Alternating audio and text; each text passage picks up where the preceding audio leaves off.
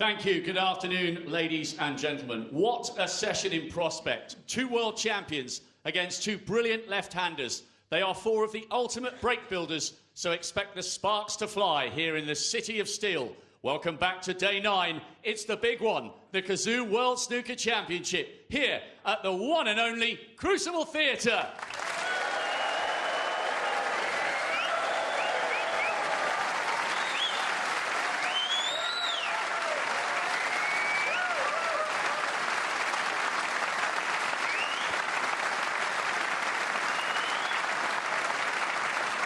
Oh, they're up for it this afternoon. Please welcome a player who looks back to his best, winning 5 in a row from 2-0 down yesterday, bidding to close in on a 5th Crucible quarter-final. Semi-finalist 3 years ago, champion in 15. He will be so pumped up for this afternoon. Here comes Stuart Ball Run Bingham.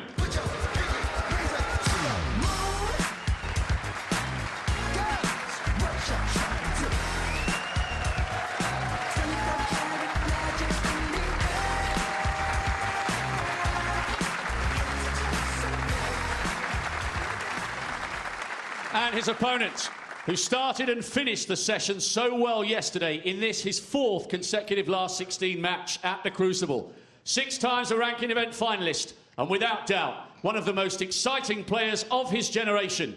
Ready for a massive session on the biggest stage of all, here comes the jackpot, Jack Lisowski.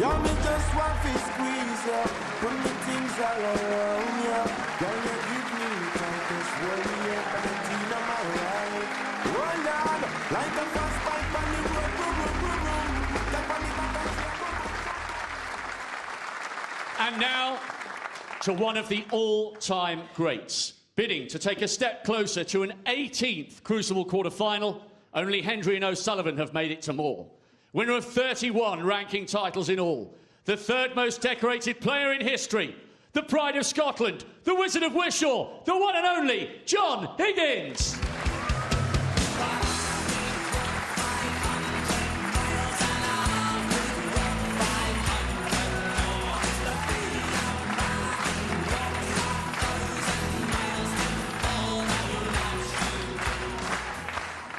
And finally, to one of this season's outstanding performers, winner of 6 big titles in the last 2 years. Can he close in on a 6th quarter-final 15 years after his first?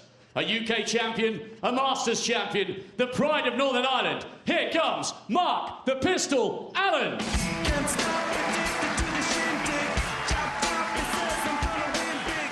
Choose not to like of imitation. Respect us and do the revelation. Keep up the pistol that you pay for. This part the feeling that you stay for.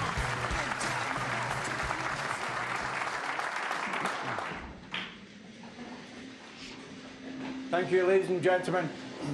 Frame 9, Stuart Bingham to break. So the wall comes down between the tables here at the Crucible in Sheffield, and the Kazoo World Snooker Championship continues. It's the middle Sunday. It's not the greatest break-off shot Stuart Bingham's ever played. This is the 2nd session of his match with Jack Lisowski. Lisowski started like an express train last night, breaks of 82 and 88. Bingham, though, a 90 and 89 in winning 5 on the spin before Lisowski took the last of the session. 5-3 to Bingham. They play 8 frames. They conclude tomorrow for a place in the quarter-finals against either Ryan Day or, of course, Ronnie O'Sullivan. And we may see here how significant a bad break-off can be. Stuart Bingham was sort of smiling, but we'll see for how long. Dominic Dale alongside me again. We saw a bit of everything from Jack last night, and we saw a great start, but then he kind of went off the boil, but got it back at the end. Yes, good afternoon, everybody. That's exactly what we saw from Jack Lisowski. What a start he made. He seemed to just fall into rhythm, get the pace and speed of the table, the bed, the cushions. Immediately made 2 big breaks. Stuart Bingham hardly had a look in, but then Jack missed that red with the rest to the right corner, and things began to change. But if young Jack can begin this session the way he started the first session, then this 2-frame advantage that Stuart has could disappear in a trice.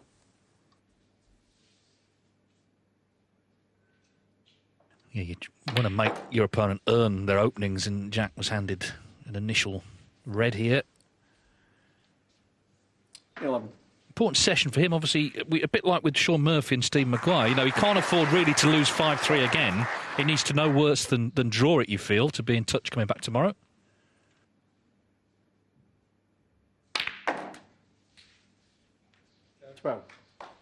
Played that with backspin and a trace of reverse side to just help the cue ball to go towards the blue and bulk colours. But it's finished just a touch closer to that side cushion than ideal. In fact, looking at it here, I don't think that Jack has a good angle on anything to get anywhere near the reds here. Was inconsistent a bit yesterday, Jack. He did seem to lose his way significantly. Stuart winning 5 frames in a row at one stage, but I have to say I thought that Stuart's form was fantastic yesterday. I haven't seen him play that well for quite a while.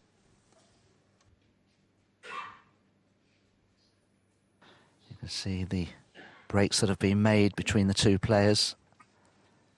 Yeah, haven't really been any close frames yet. That run for Bingham, 5 in a row. Lisowski made a half century in the last night.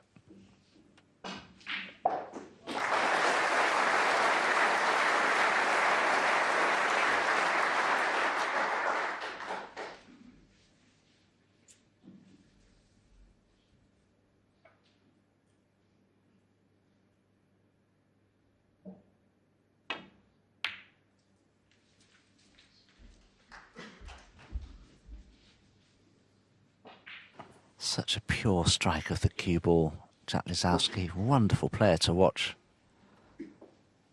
So gifted. Could have done with that cue ball just running on a few more inches, just slightly hampered by the brown. He's considering a plant here, Jack. That has to be considered very adventurous. When you consider the position of the reds, it could cost him the frame if it doesn't go in.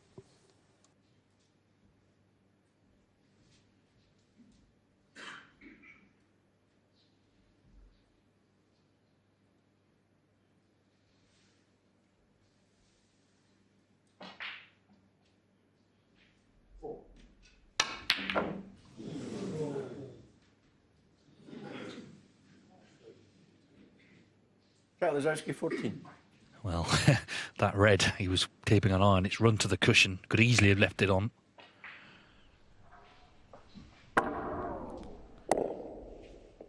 You know what you're going to get with him, entertainment. He can, I think, for some of his supporters at times be a bit exasperating, but what a talent. Stuart Bingham will be well aware of that. The head-to-head is quite tight, actually. It's 4-3 to Lisowski. Haven't played for a couple of years. Played at the Tempodrome, actually. Well, in fact, it wasn't, was it? It was caught me out, German Masters 2021. That was in Milton Keynes. We know why.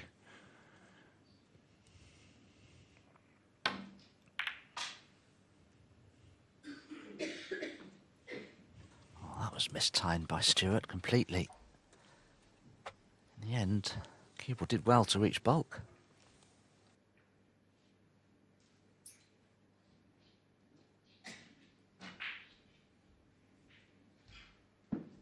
Yeah, Stuart Bingham, of course, many times seeded here. He's come in at world number 29. He struggled to get through the qualifying against Stuart Carrington. First round, he was 9-7 down. He saw off Louis Heathcote 10-8, so he's battled to get through. Of course, beat Gary Wilson round 1.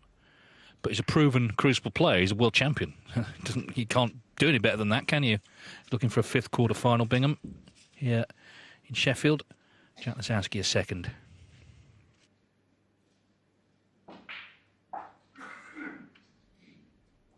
Of the 4 quarter-finalists confirmed, 3 are qualifiers. Jack Jones, Stephen Maguire and Dave Gilbert. And of course, one of these 2 is guaranteed to join them as a qualifier.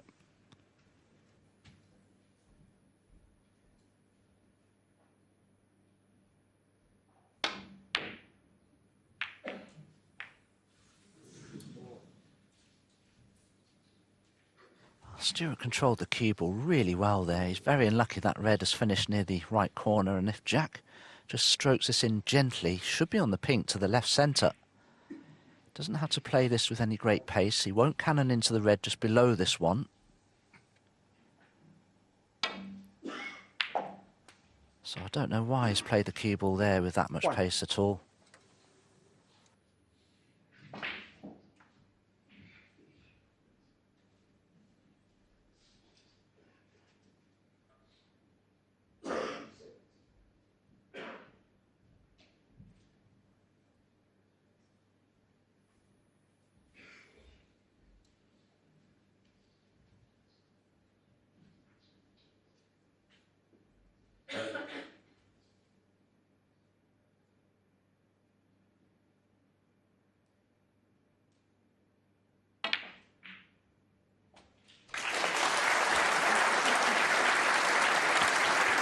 You kind of knew he was going to take that blue on.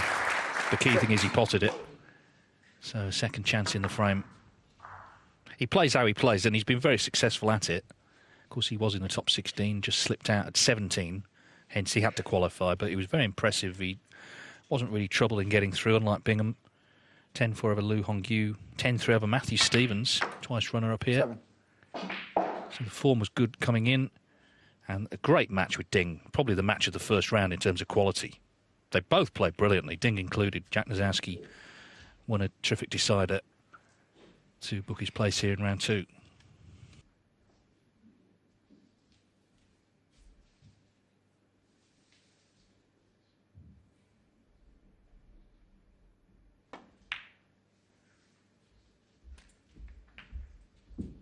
Yeah, I couldn't help but keep an eye on that match. They were playing just across from me on the other table when I was playing Chiron.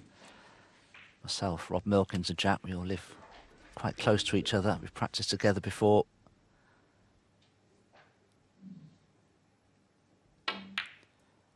It's great having a player as capable as Jack Lisowski is on your doorstep to practice against, because it's very tough practicing with Jack.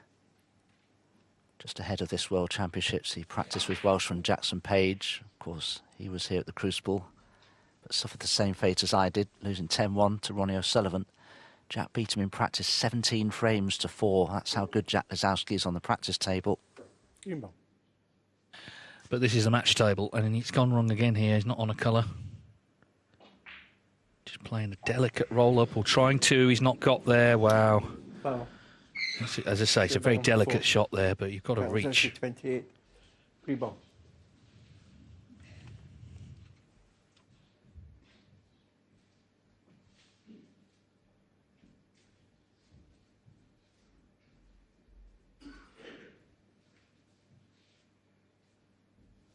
So Bingham has put him in from there.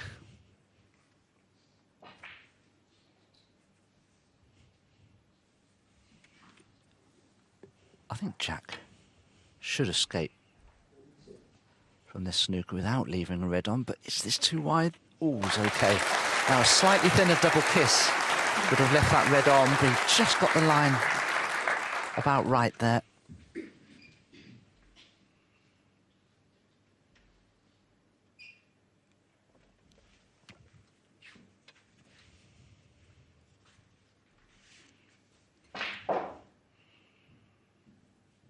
Stuart Bingham at the Crucible for an 18th time.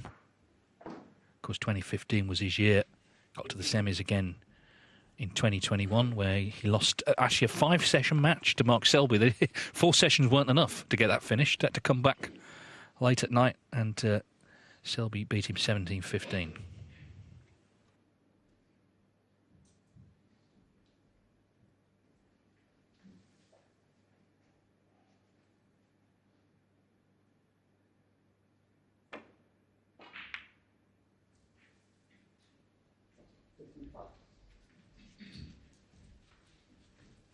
Stuart's played that safety shot. I wonder if there's a chance of a plant here into the right corner, the 2 reds of the 3 below the pink. Jack just had a look at them there. Don't know if the middle red of those 3 may be in the way. No, it's on. And it's in. 1. Could do with a good kiss on the yellow. Oh, just too thin. Well, we're here again, aren't we? A possible roll-up. Got to make sure this time, though. And if you can, then it'll give him full control of this table.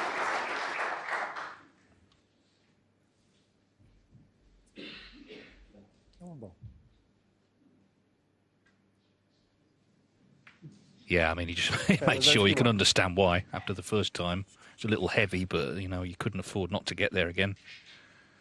Yeah, hardly surprising he's hit it 100 miles an hour. Yeah, I mean, it's safe, that's the main thing, and he does have a useful lead here. Stuart not averse to a double, though. I don't know if you can see enough of the red that's closest to the green to cross double it as a shot to nothing, but I think he did just have a look to see if you could see enough of it.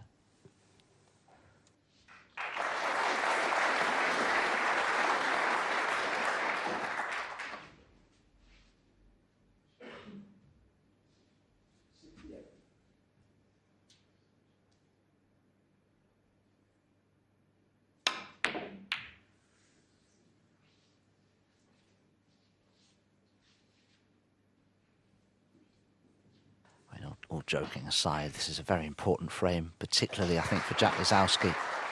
His style of play, such an attacking player, that could begin to suffer a little bit if he falls too far behind.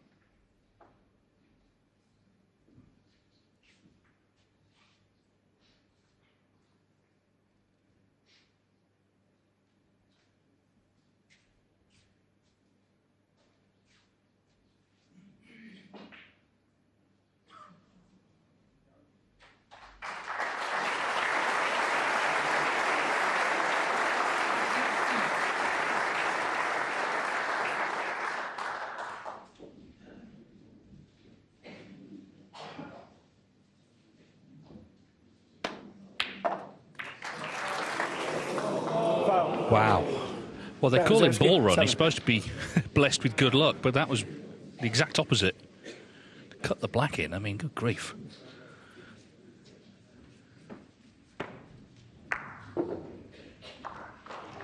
I mean, the thing about that, you know, you have to hit it exactly the right way to knock it in, don't you? So he was in, but he's out again.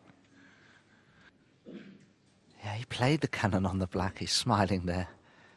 I think he just actually said ball run. He's supposed to be lucky. Of course, it's all nonsense, but that's his nickname. Yeah. And he knew the black was in. I mean, it was absolutely perfectly along the cushion. Now, Jack has put him in again here, so clearly this red close to the right centre, there's no way he could drop that in. Because if he could, he'd probably take it on, because he could leave the cue ball tight on the side cushion, and you wouldn't mind your opponent having a go at one of the possible reds from there.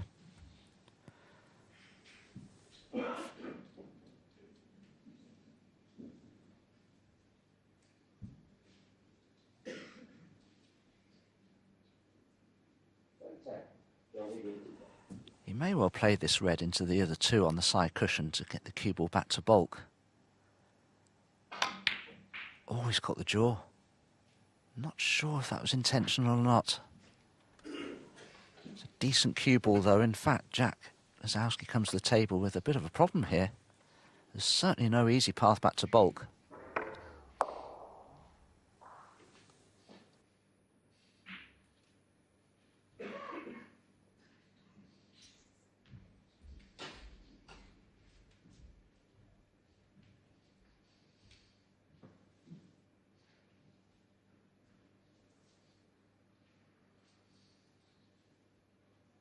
I wouldn't blame Jack for having a go at that red that's closest to the pink into this right corner. He's in a lot of trouble here in terms of playing a safety shot.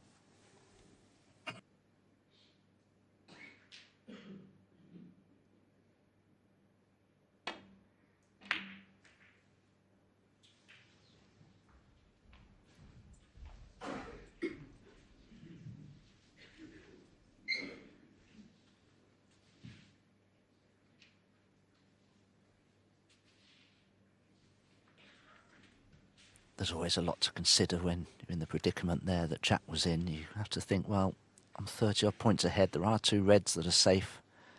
I'm in trouble. I may as well have a go at this. And he played the cue ball cleverly. He didn't leave Stuart an easy pot, although he'd be a little bit disappointed to have missed that. Just feels like Bingham has been on the back foot since shot one, that break-off shot where he caught the blue.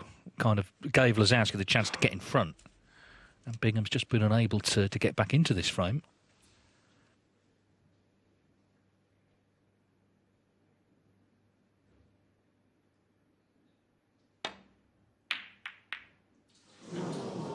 Well, my word, that looked in, didn't it? And, well, the black's gone in again. Stuart Bingham, Can't 7. keep away from that pocket, it seems. But this is a good chance now. There's two safe reds, of course, on the right-hand side, but otherwise Stuart Bingham gets his best chance so far in the frame.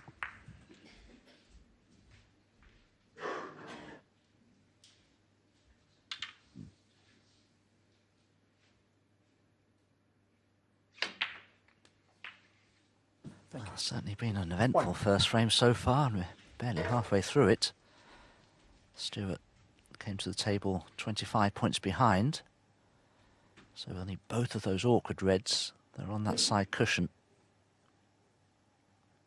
But Stuart is a great break builder. He's not dissimilar to Ronnie O'Sullivan in terms of spotting the right shot to develop balls at the right time and construct breaks.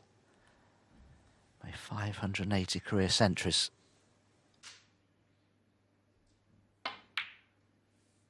Nice. Yes, and he's not made a century yet in this match, but if he does, that'll be a 23rd Crucible match in a row where he would have made one.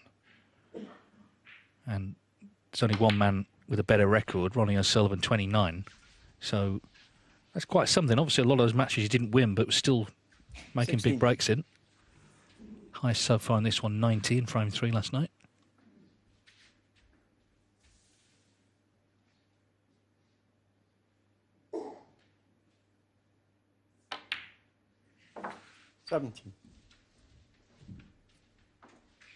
Well, Stuart could consider leaving an angle on this red that's near the black to develop the two awkward ones. But he's spotted the black a little thinly, so that's why he's straight on the red. 24.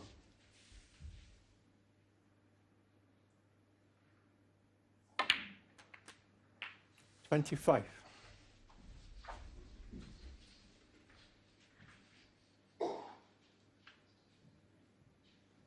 Could play to be fairly straight on the red to the right centre, to run up for the blue, for the left centre to screw into the reds.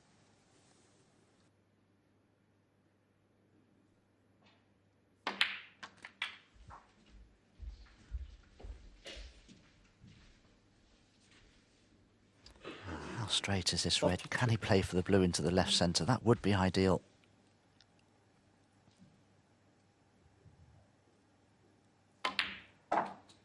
Perfect.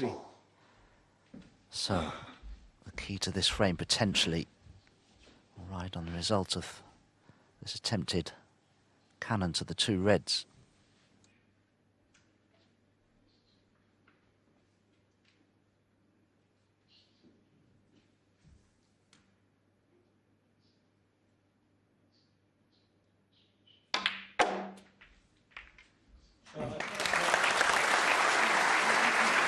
Well, I suppose it's mixed news, isn't it? He's brought one out.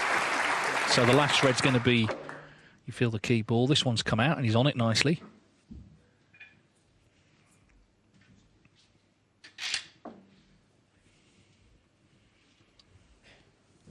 Two shots Stuart could play here. Could leave himself a three-quarter ball on the black on the low side, which would mean just screwing back 3 inches or so. Or he could try to screw back a foot or more to come off this top cushion towards that awkward red.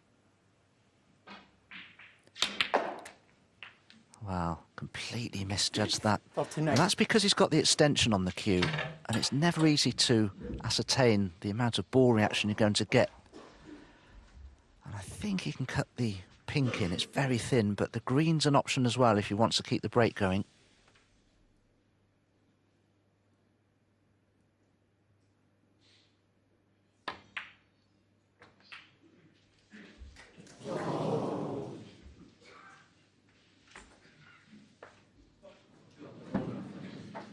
Well, 45. it's another close frame then in this championship, but we've not had many in this match. Yeah, it was sort of on target, wasn't it? Caught the bump of the middle pocket, though.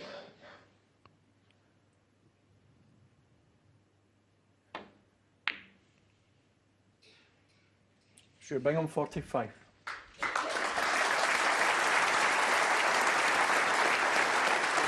Well, it looks a good safety. We haven't seen the full table shot, but it looks a good shot, that. Yeah.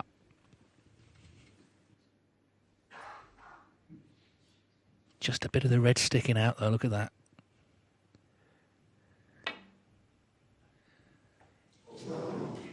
Well, and a miss. Stuart Bingham, 4. Well, Yeah. that's okay. It's not a free ball. He'll probably have another go at this jack. What he's trying to do is thin edge the red, and he'll want that red to contact the black as full ball as possible. Then he could snooker Stuart Bingham. It was a very, very tough shot. Yeah. Can you just check that, please? You can get a wee look.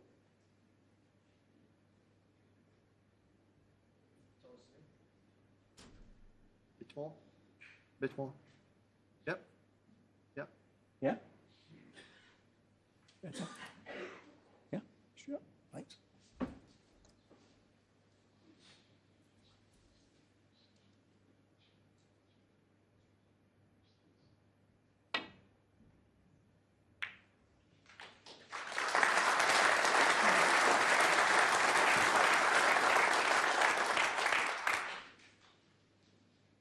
I think Jack would be very pleased with that, even though he may come to the table snookered again shortly. The cue ball could be behind the brown and the yellow.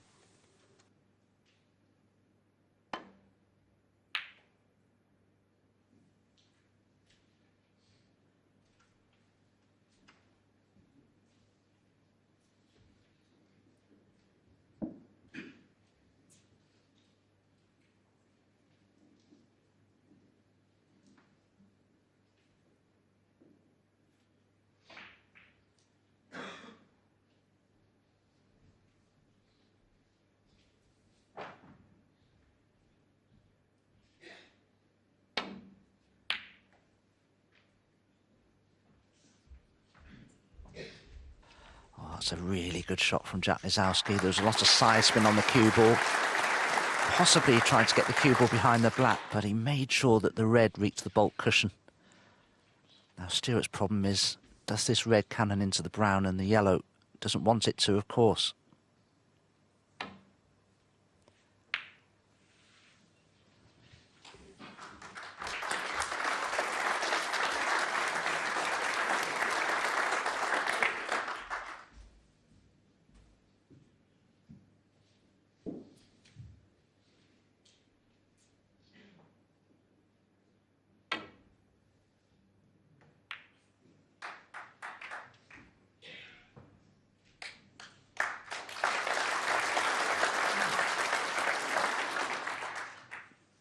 The thing is, all the colours are on, aren't they? So Lisowski's trailing, but if he got a chance at the red, he'd have a chance at the frame.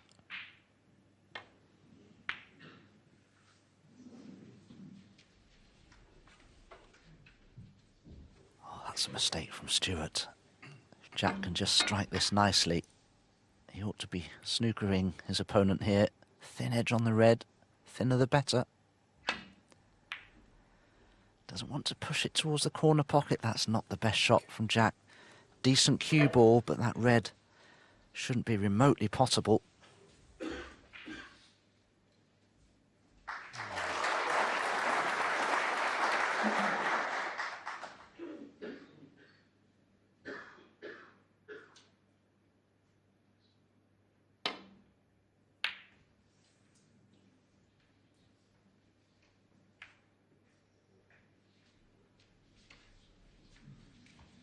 Well, what a nice little flick that was. Not for Jack, for Stuart. Yeah, Jack has just asked referee Leo Scullion to have a quick look at this. He can just see the faintest edge of the red, and if he can chip it to the side cushion, it's okay. But he's got to avoid the double kiss.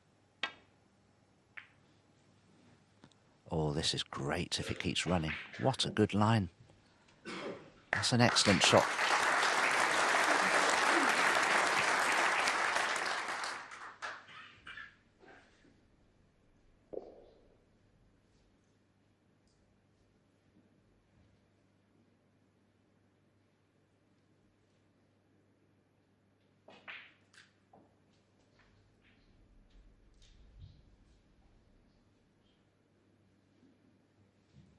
Well, quite a lengthy frame, but an interesting one nonetheless. Lisowski made the early running. Bingham, of course, got in to take it down to the last red, just didn't remove it from the side cushion. Average frame time 14 minutes, so this is a bit of an outlier.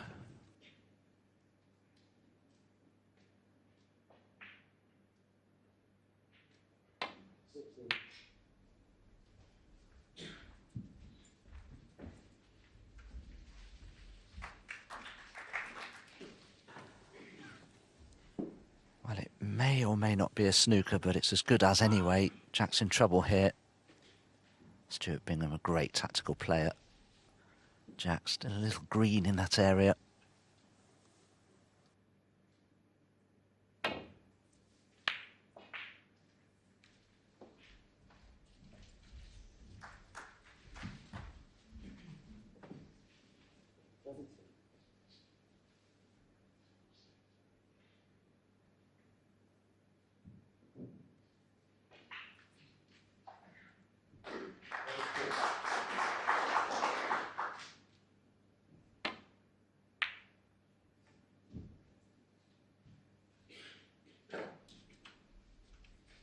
Well, it's a hell of a battle, this, isn't it, on this last red? Looks like a snooker.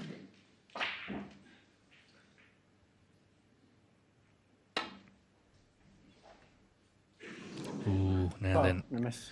Well, it won't be a free ball, Stuart Bingham, 4. but it will be going back. Yeah, well, he's had a bit of a look at this shot now, Jack. I expect him to make contact with the red the second time, but you just feel with Jack he needs a bit of a good run of the ball himself here just to try and turn the tables on Stuart Bingham in this safety exchange.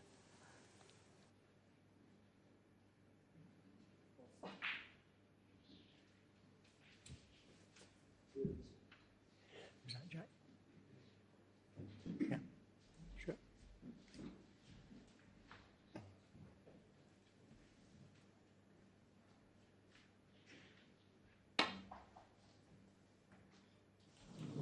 Oh, I miss.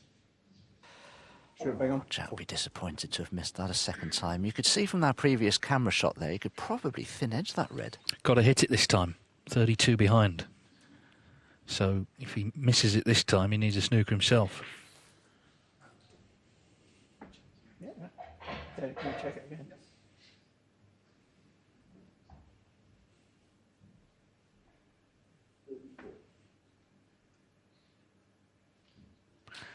They're just checking the position on the screen with Terry Camilleri. Better.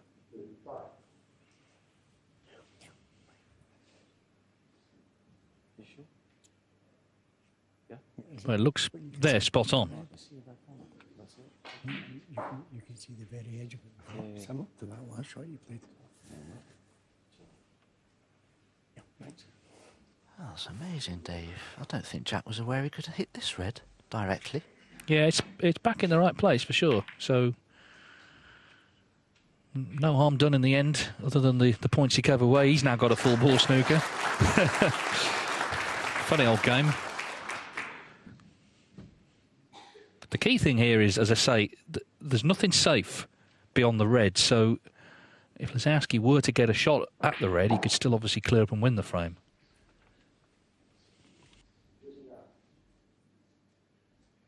Stuart needs to be careful here. If he catches too much of the underside of the red, could easily going off. Oh, it's heading there, just a fraction thinner. But a good escape. But more importantly, it's safe.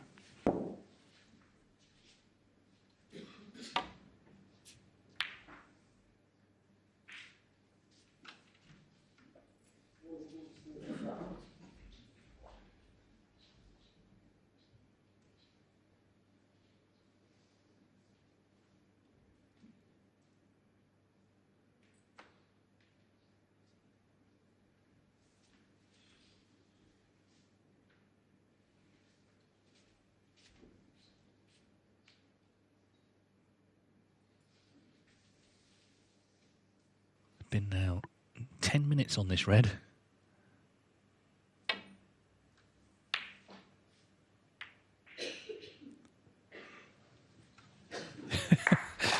Well, again, a little bit of fortune's come in, and this time Bingham is desperate to get the red safe.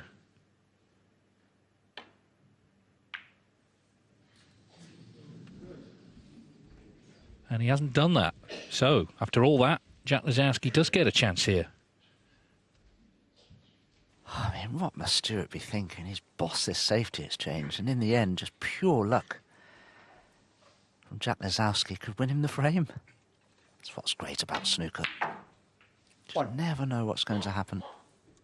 Well, what should happen is he should win the frame here. These frames are so big to win. We know the psychology of this long event. They can make a real difference. So he really has to focus here and get in the frame one.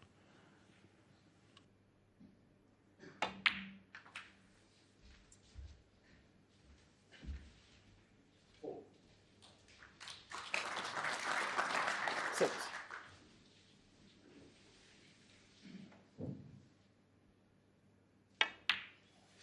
Eight.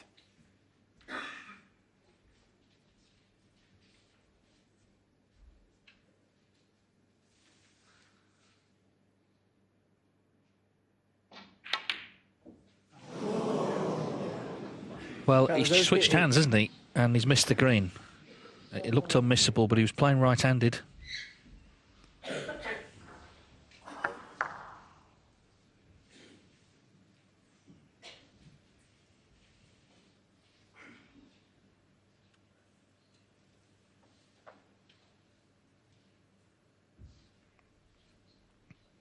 Any good news is the green has gone safe. Well, if Jack Lisowski doesn't win this frame now, how will that affect him? You just can't take anything for granted, can you?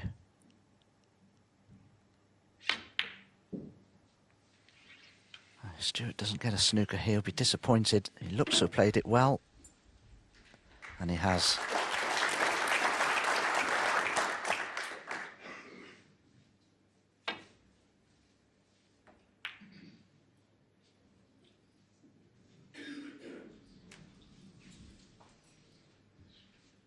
And he's left the green on. Stuart Bingham, 24 ahead, just needs it.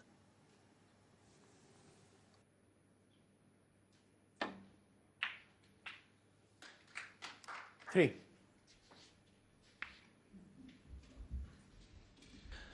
Well, what a golden chance he had there. How will that affect him going forward into the rest of the session? Seven.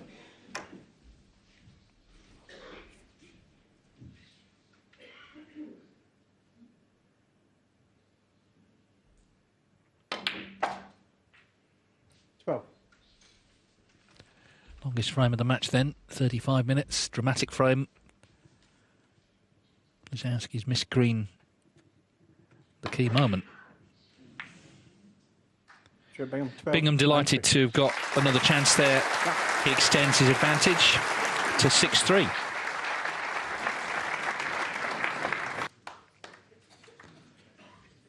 So Stuart Bingham has won what feels like a big first frame of the afternoon. Thank you, The frame frame 10. that Lisowski had in the palm of his hands and let slip. 6-3 to Bingham. 7 more frames to come here in this session. They conclude tomorrow. 13, of course, the target to take on Ronnie O'Sullivan or Ryan Day.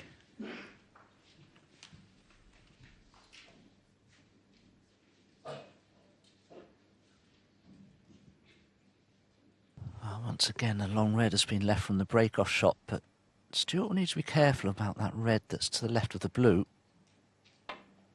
That's why he's tried to drop this red in, but he's a mile off. Definitely attempted the pot there.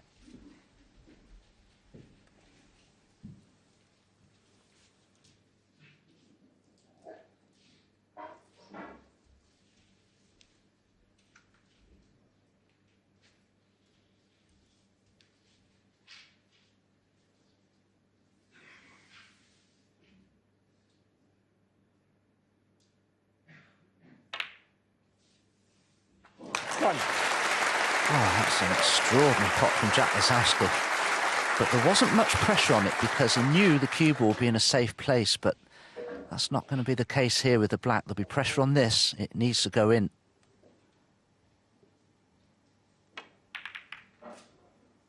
Oh, well done.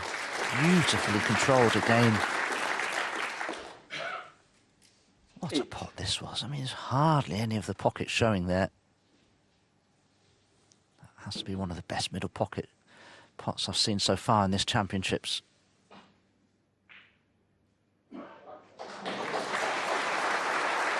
Nine. Yeah, I mean, I said how will that last frame affect him? I think Jack just plays how he plays, doesn't he? And he'll come out here and, having got him with a great red, just look to play his natural game again.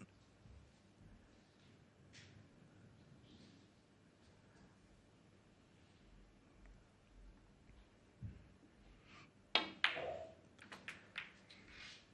remember 2 years ago in this round he beat Neil Robertson, who made a maximum, 13-12, and then in the quarterfinals he lost 13-12 to John Higgins, so he's very nearly in the one-table setup. I mean, there's a lot can happen yet, but if he were to play Ronnie O'Sullivan in the quarterfinals, that would be box office stuff, wouldn't it? You know, two supremely talented entertainers. That said, Stuart Bingham, when he won the title, he beat O'Sullivan in the quarterfinals.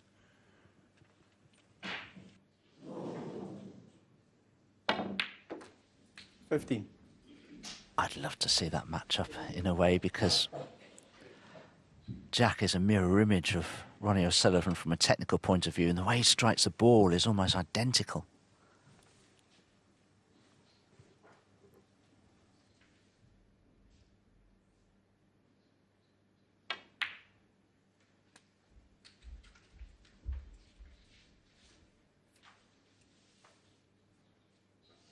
$22.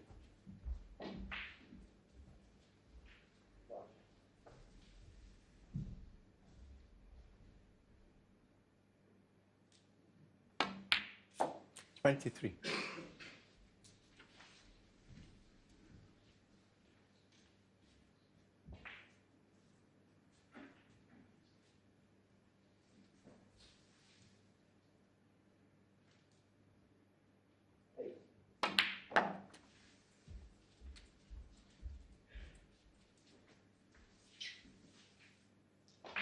$30.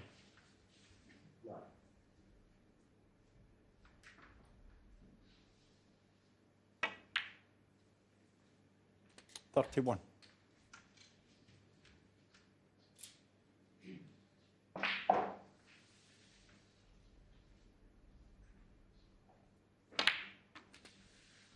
I guess the best way to put right what went wrong in the last frame is to come out and win this in one visit. Sounds easy when you just put it that way, but Jack Lisowski got the chance to do so. 39.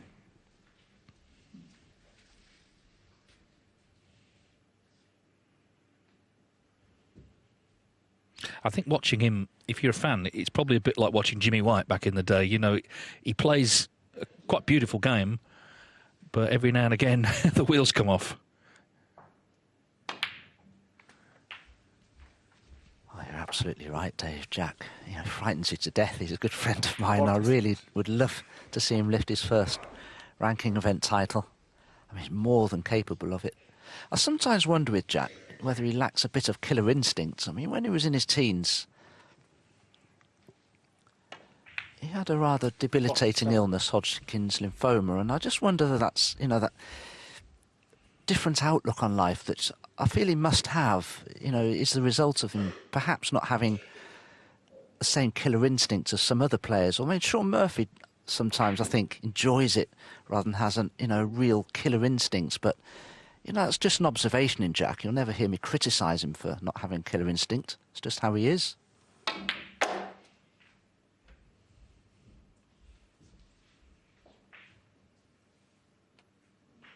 $52.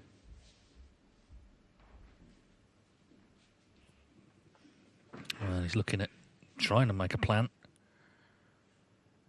which would open things up well and truly. There is a single red as well that cuts this one through the middle of them all. Oh, caught another red though. That was actually 52. Yeah, I mean, it's an interesting point you make. He did have that illness. He was only a teenager. If you've known, even at a young age like that, life and death, then is a game going to be life and death to you? It's a good point, I think. Everyone is formed by their experiences, aren't they?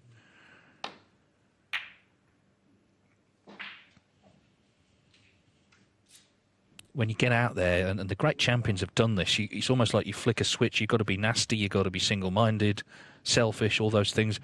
Jackie's none of those things in real life. You've got to try and be, I suppose, that at the snooker table.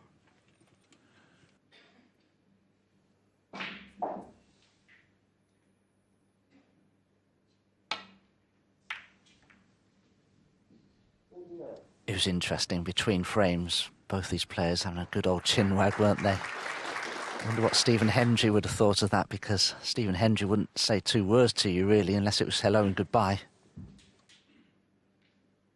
Well, John Higgins told a story that Scotland won the World Team Cup in '96 in Bangkok, him, Stephen and Alan McManus, and they bonded nicely as a unit and very proud to win for Scotland. And he said they were at the next tournament and he was coming one way down the corridor, Hendry coming the other way, and Hendry just blanked him. Because now we're back to the individual game and we don't have any friends now.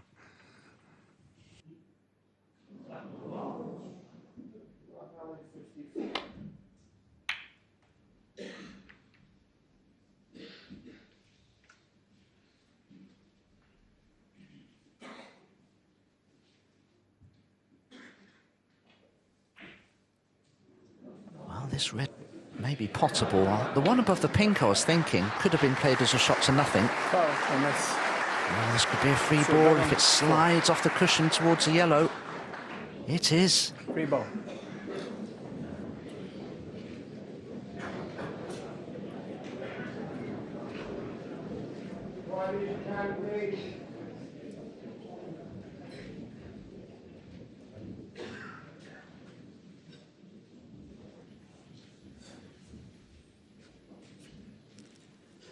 Is it worth taking a colour on? Stuart's 48 points behind. It's a chance to get back in the frame.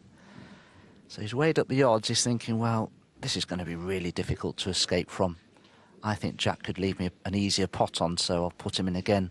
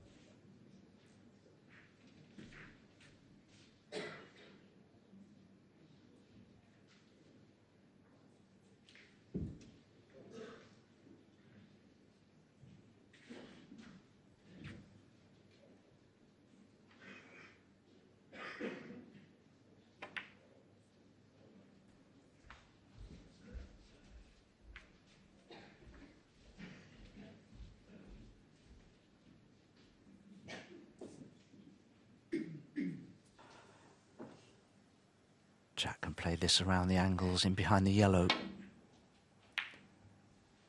Oh, he's judged this nicely. Played the red into the other red, so no pot has been left on.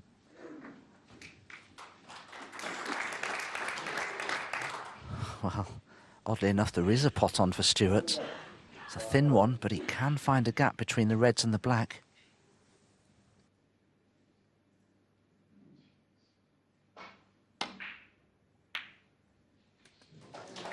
One.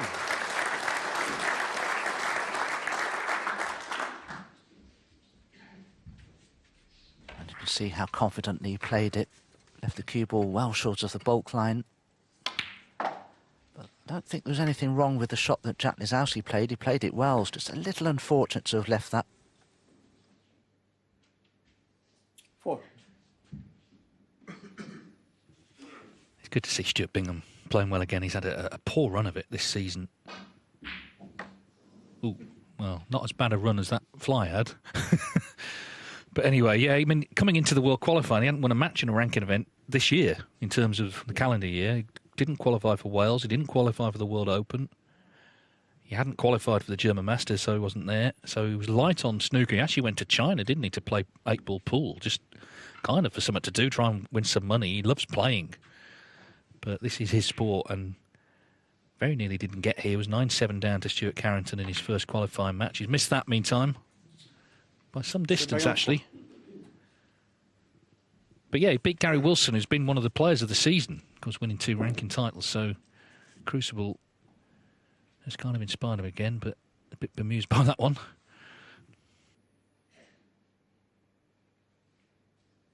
He works a lot now with Chris Henry, one of the best coaches, I'm going to say, in snooker. He really does work on the mental side of things. Chris Henry knows everything about sport and how to approach big matches. He's been a good ally, I think, to Stuart. But the biggest thing over the last couple of years, Stuart Bingham's been experimenting with glasses, with contact lenses. And between he and Chris Henry, they've worked out he actually doesn't need them, and he's not wearing either. Well, obviously you can see he's not wearing glasses, but he's not wearing contact lenses. And he's just using his natural eyesight now. And Stuart told me the only problem is when he's down on the shot, sometimes he feels that his cue is pointing off slightly to the right. But it isn't. It's just the way his brain interprets what he sees. But he doesn't really need glasses, and I think the way he's playing so far has proved that.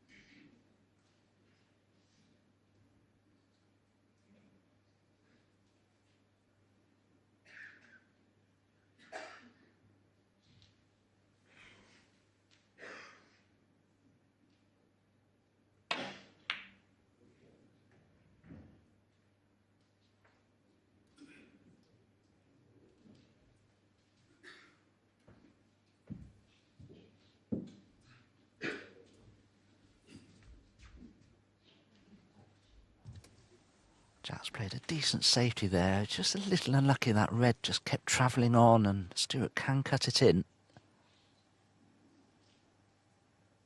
Ooh, much too thin.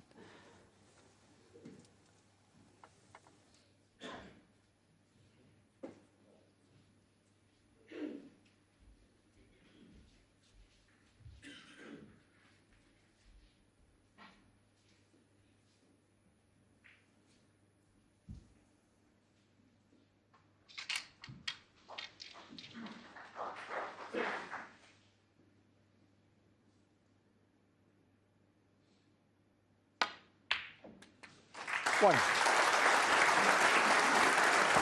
Yeah, so he's back in, and he's already got a useful lead.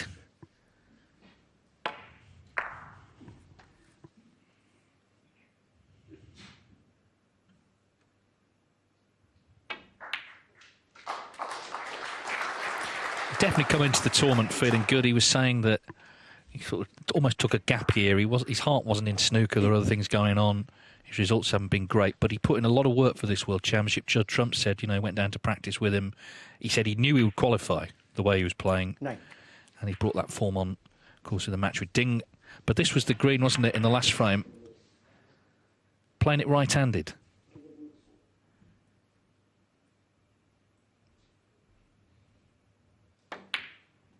We were talking, weren't we, to one of our colleagues earlier who said that he told Jack to his face, you should stop playing right-handed. You're not as good as with the left. But anyway, if he wins this frame, we're back to where we started the afternoon. 17. 2 in it.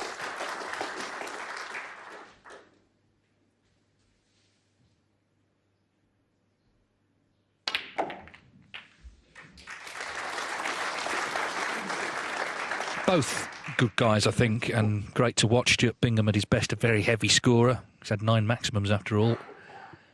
And Lisowski, 25. a delight, actually, when he's playing his best stuff. So let's hope this is a close match all the way through to tomorrow's conclusion.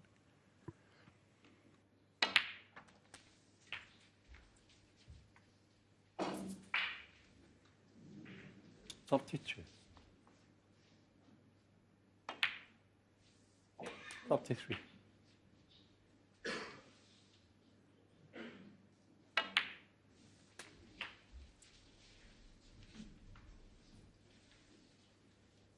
40. 41.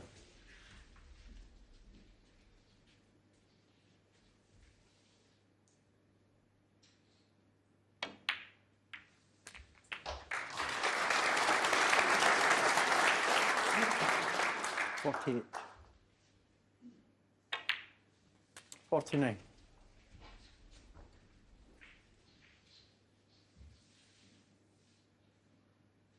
Yeah, not hanging around with this break. 56. Leo Scullion been put through his paces, the referee. The good news is the colours stay down now. So he doesn't have to race around to put them back on their spots.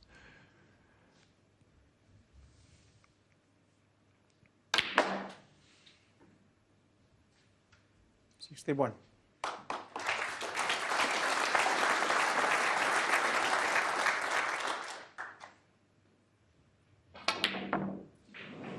Well, a few sort of glamour shots at the end, but the frame is his, and that's the important thing after what happened in the previous one. So the gap is 2 once more. Stuart Bingham leads Jack Lisowski 6-4.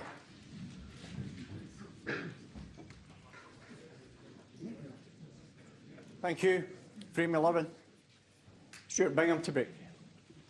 6-4 it is to Bingham. Lisowski closing the gap from 6-3, having had a great chance to win the opening frame of the afternoon.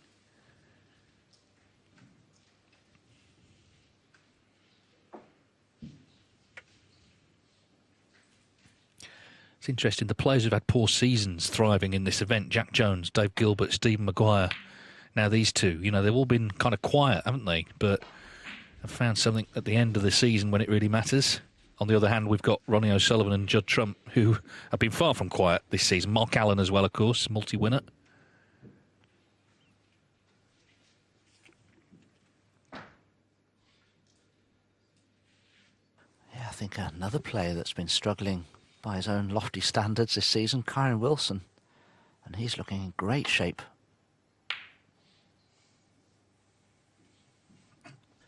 Yes, I mean, you can make a case if you're in form in general through the year, that enhances your chances. You can make a case if you're fresh, you've not had such a good season. Whoever wins, the case will be made retrospectively that that was the reason they won. The real reason is they just played the best snooker.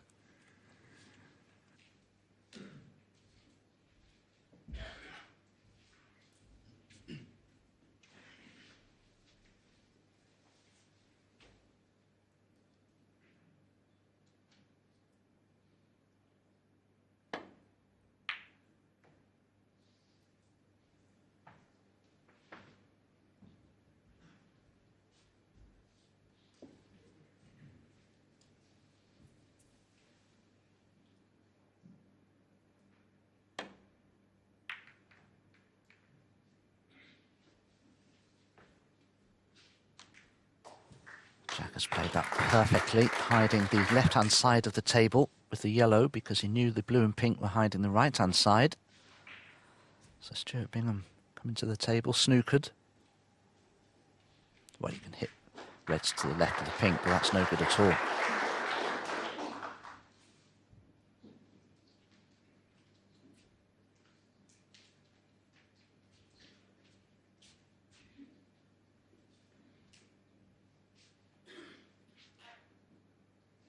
Those high breaks were early on yesterday, the 88, frame 2 for Lisowski, 90 Bingham in frame 3.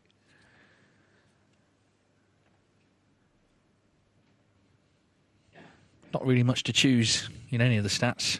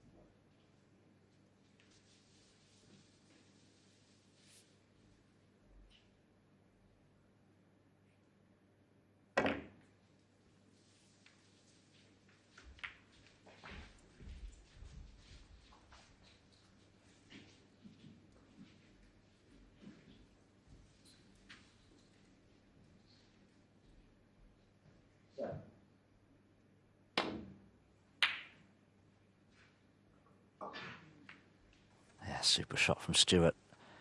Whenever you play those shots around the angles with a lot of side spin, you're basically playing a mini swerve, so you have to judge the action of all that spin you're applying to the cue ball, the way it's going to react on the cloth and spin away from the ball that you're aiming so that you hit it thinly.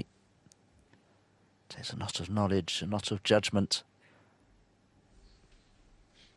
Well, you can see those two reds behind the pink are certainly a plant, but Jack can't get through to them, or can he? Has he looked at it? Okay. Well, this won't reach, I don't think. But needs to keep running. Oh, no miss. Otherwise the pot's on. Stuart Bingham 4.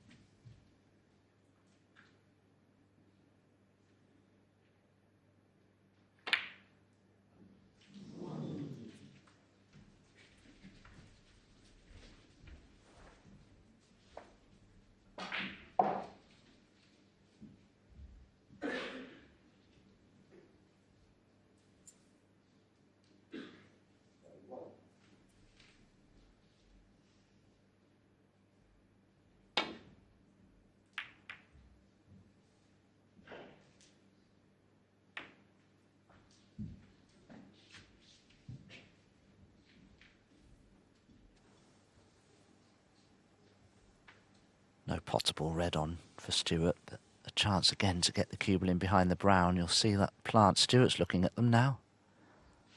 But from where he is, I don't think for a moment he can attempt it. Be a huge risk from where the cue ball is. But he may have to play a safety off the red that is the plant to try and get the cue ball in behind the brown.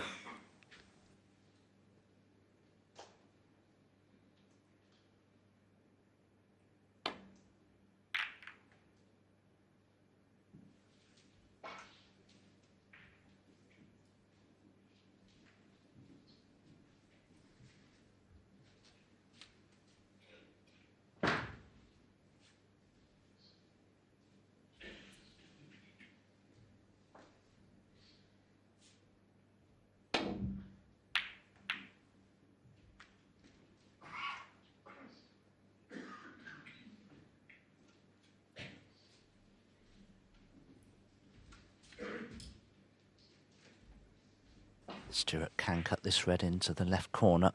It's a thin one though. The cue ball could be going close to the yellow pocket if he's not careful.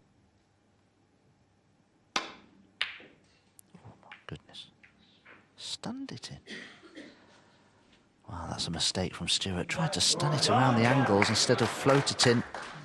And how costly could that mistake be?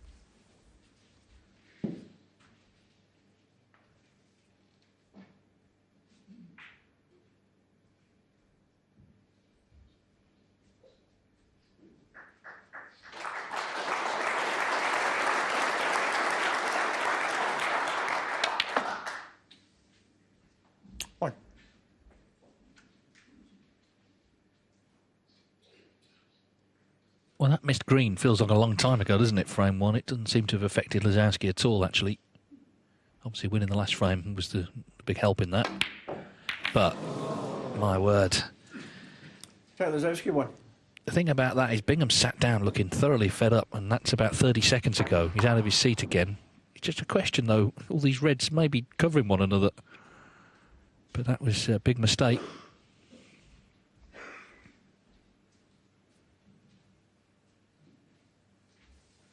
Well, you can see that one easily pots. One.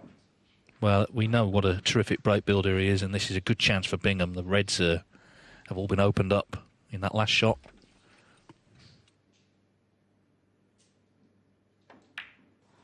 Well, yeah, the biggest problem is, of course, the way Jack played that pink. He's opened the whole of the pink spot area up. As you can see here, the reds around the pink spot were a problem, but they're not now. And potting the pink has also helped to get onto the black.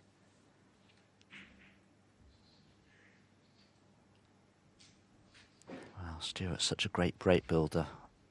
If he doesn't win the frame from here, he'll be a little disappointed. A lot of work to do, of course, but that's what Stuart will be thinking.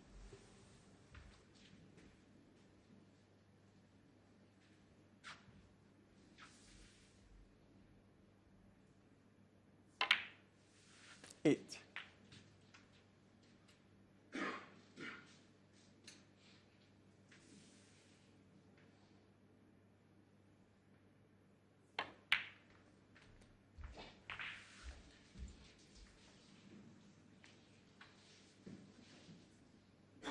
Well, look where he's left the cue ball.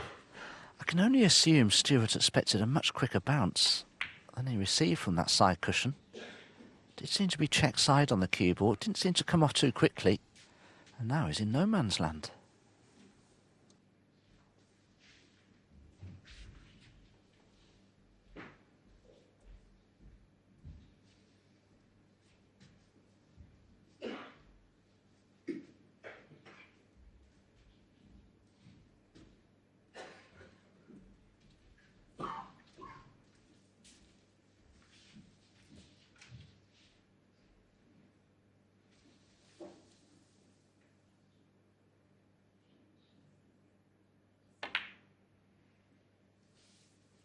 Well, it's a massive opportunity missed, isn't it, from when he came to the table. Lisowski will be delighted that he's even coming back to the table here.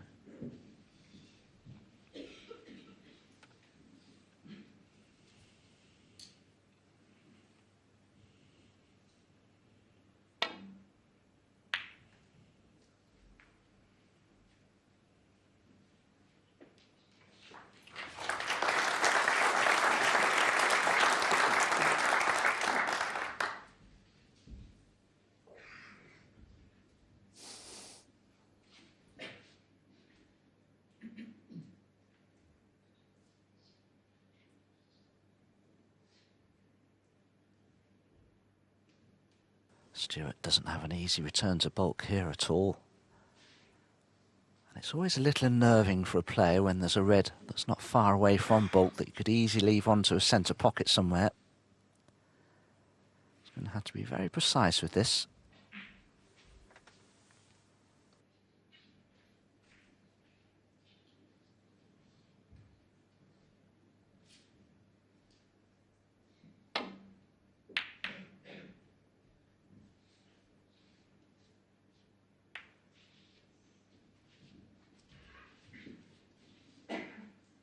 He struck it well, just a little unlucky that the cue ball cannoned the yellow, because I think Jack can see enough of this red near the right corner. And if this goes in, what a chance he'll give himself.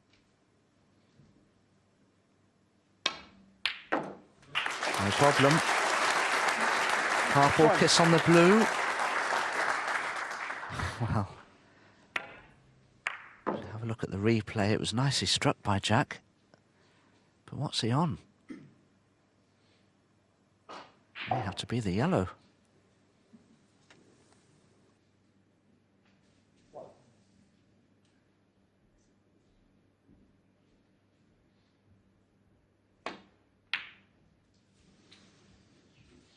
He wobbled in.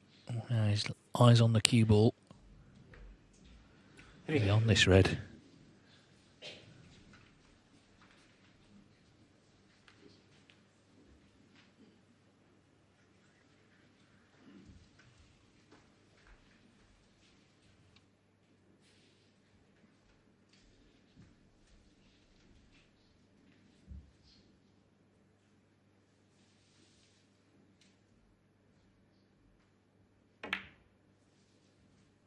Four. Again, sort of fractions, isn't it? He was on it and he continues.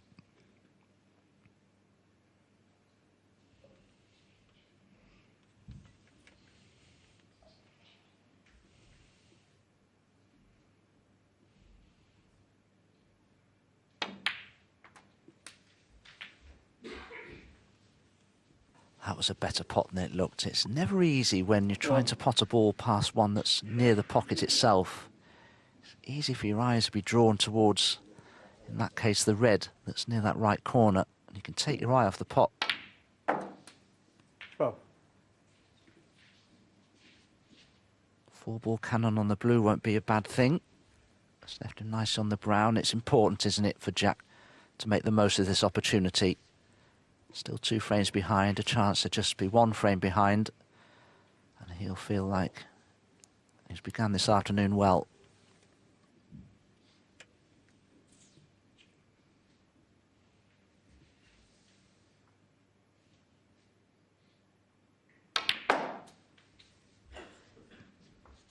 Yeah, if you lose a bad frame, which the first one was, then the way to make up for it is to win the rest of the frames played. And if he can win this one, he's within 1 of Bingham, who hasn't really dazzled himself yet, has he? There's been no breaks to speak of from Stuart Bingham yet this afternoon.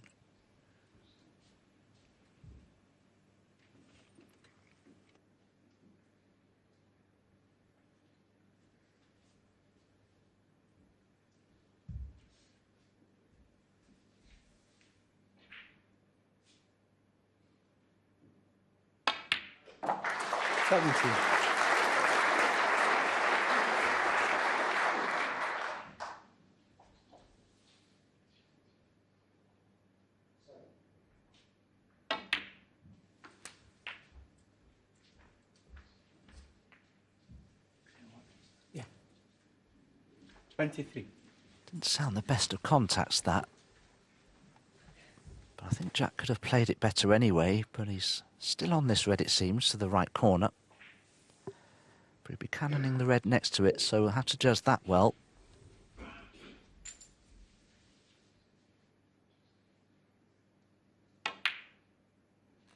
$24.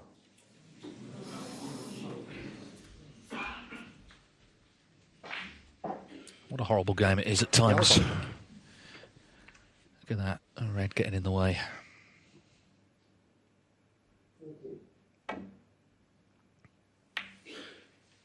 Lisowski, 24.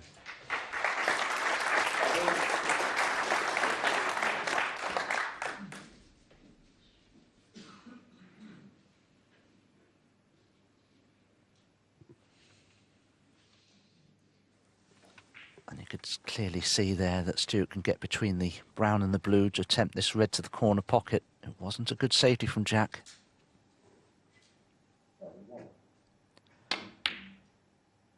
Oh, you're always lucky when your opponent misses those. And Stuart, it seems, has been very unlucky there to leave it. It's things like that that can really turn matches around. 1.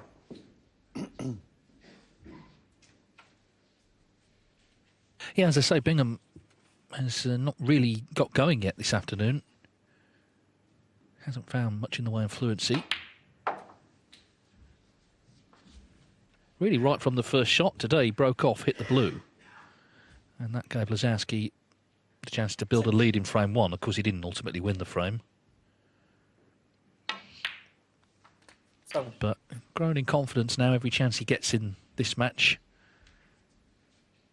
Sure, he was looking to win this mini session 3-1 with 6 each then, aren't we? And then go again all square.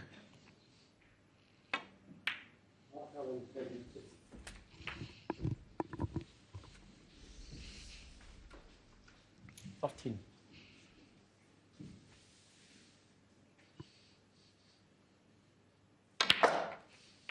14.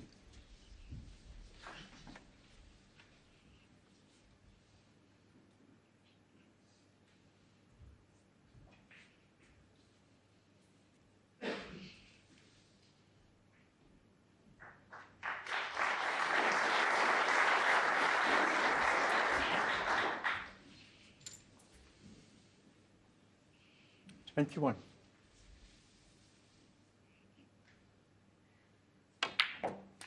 22.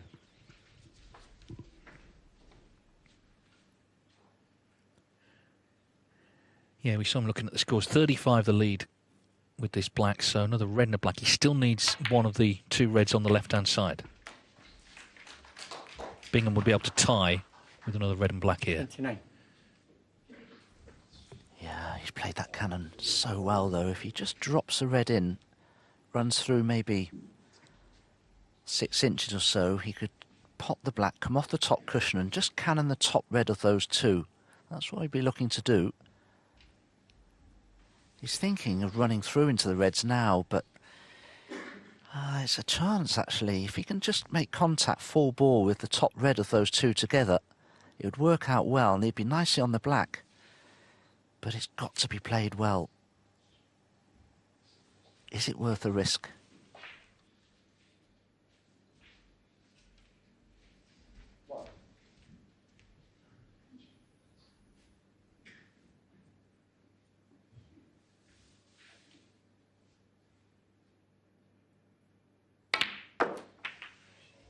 Well, he's played it perfectly. Terrific. So, Lisowski set for 6-5.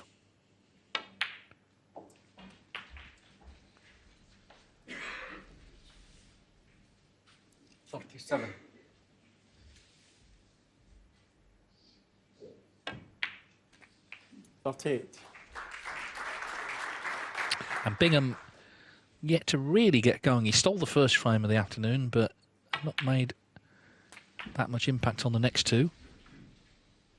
You do get this in these long matches. Of course, one player on top for a spell. It can shift back again. But you don't want this young man getting his confidence up, because his talent is self-evident. And if he's feeling good and he's cutting out unforced errors, he can blow players away. 53. 55.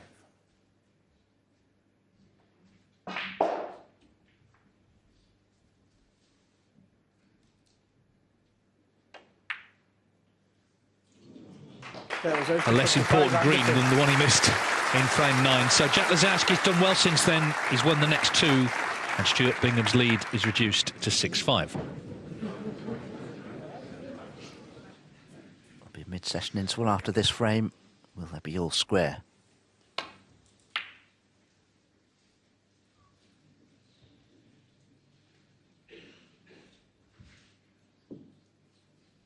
Well, that red has travelled a long way, and it looks like Bingham can get through to it.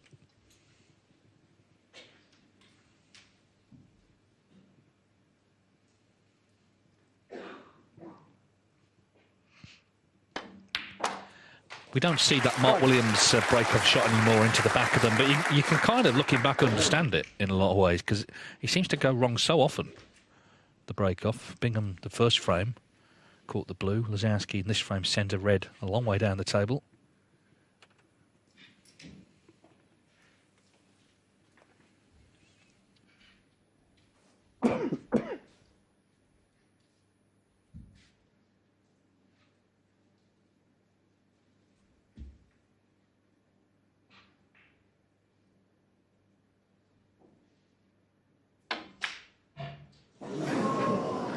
Wow, goodness me. I think Stuart missed the blue there because he was so high on it. He was fighting to hold the cue ball, striking down off the cushion. And just a little bit of pressure took hold. And the worst thing possible there, Dave, he was on the very red that Jack wanted him to be on. Well, the graphic was put up before he played that. Pot success in this session just 68% compared to 90 in session 1. So he has struggled. And you know yourself, if you start struggling in this venue, it's very hard to change it. He kind of almost needs the interval to come. Of course, it will after this frame. 8. But in the cauldron, you know, you feel the heat. 9. The strange thing is he won what looked like a really big frame, didn't he, the first one? After Jack missed the green, but Lisowski's kind of been dominant since.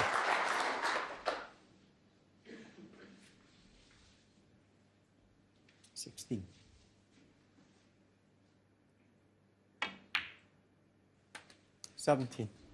Well, if Jack Lisowski can win this frame and level this match up at the mid-session interval, I'm sure upon its resumption, he'll probably fancy winning the next mini-session 3-1 and taking an overnight lead. Well, no idea 24. how or why the cue ball's finished there, but Jack obviously felt he had to force that black in more than he actually needed to. This is tricky. Oh, it's a super pot. 25. That is a super pot.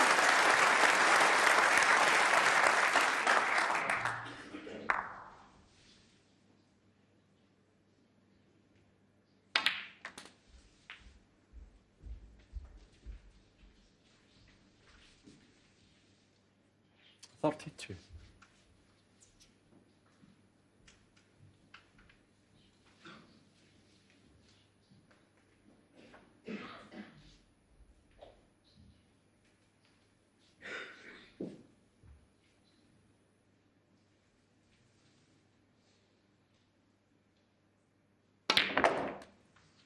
$33.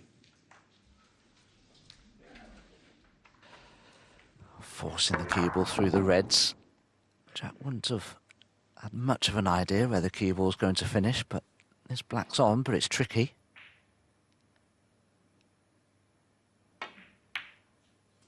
No. Just slightly hampered, wasn't he, by the red, and it just probably prohibited him from striking through the cue ball the way he'd like to have done. Yeah, I mean, he's tried to open the game up, hasn't he? He's got them open, but that black was not easy. So Stuart Bingham does get a reprieve, having missed the blue. But in what sort of shape is he in now? If he'd have won, you know, the first 3 frames of the afternoon, you'd fancy him strongly here, but we'll see in this visit how he is feeling.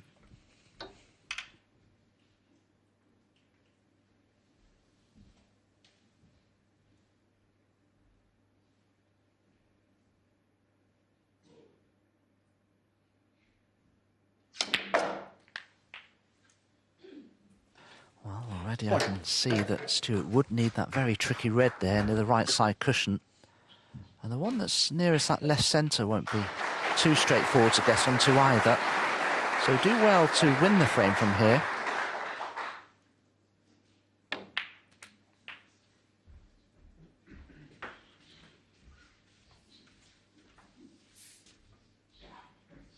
$8.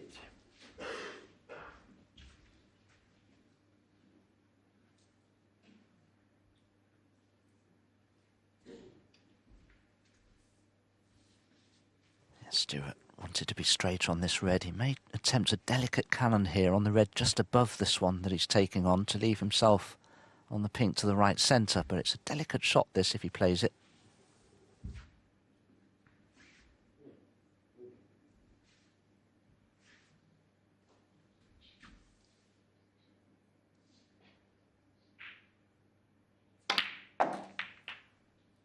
$9.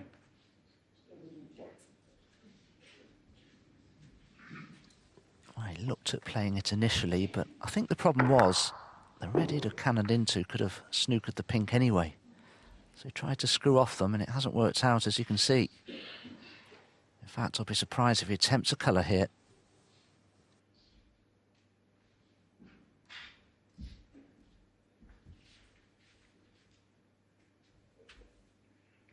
Blue ball.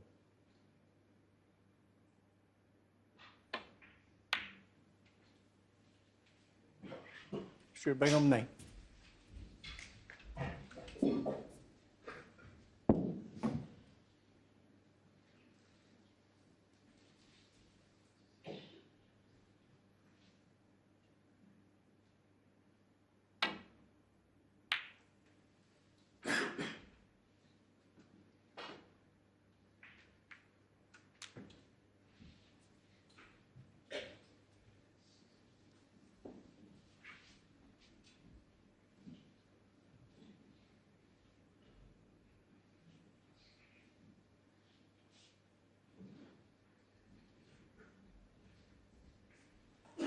Stuart must be very tempted by a red into this right corner here, but how confident is he feeling with all the mistakes that he's made this afternoon?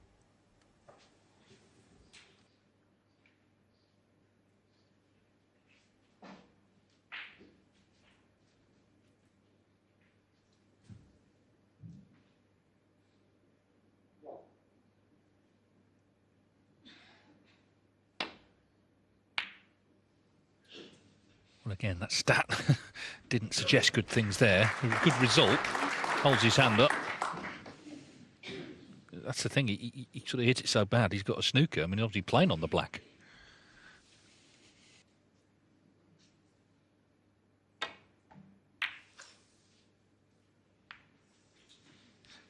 Well, it's another chance, and if he can't take this one, I know there's a red safe, but if he can't take this one, you can't fear from a bit. I mean, the interval's coming up. We know that can change things in a big way, but he'd love to go into it 7-5 in front.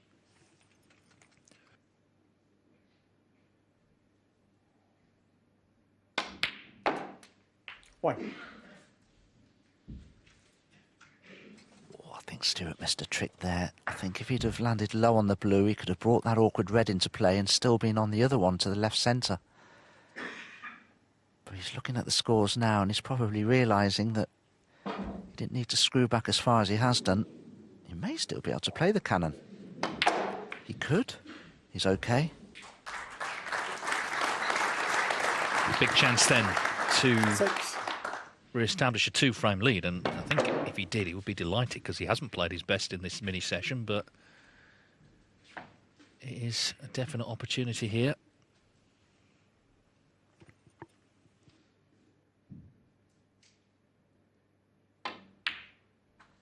Seven.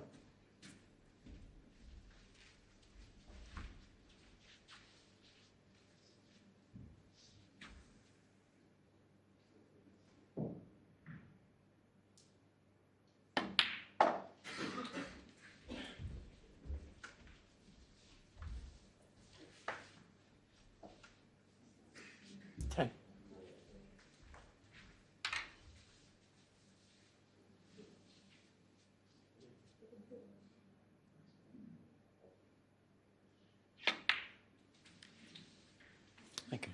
11.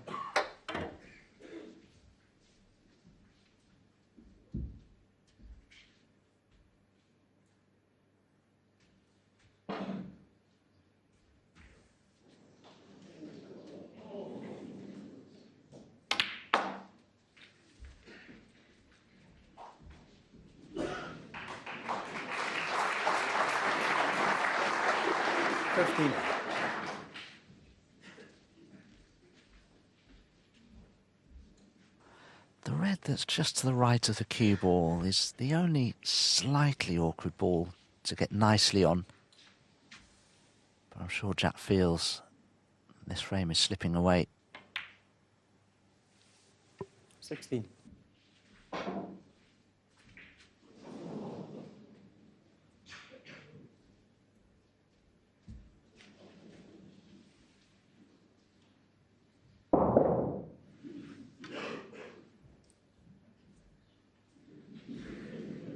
Well, just recomposing himself after a bit of noise from across the way.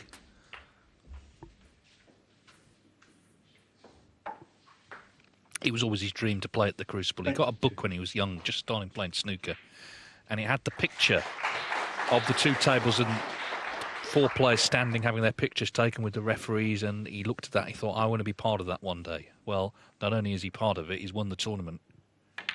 And where he practices his table in the backdrop, he's got a big blown-up picture of the Crucible. So I think on that debate, we know where Stuart Bingham stands.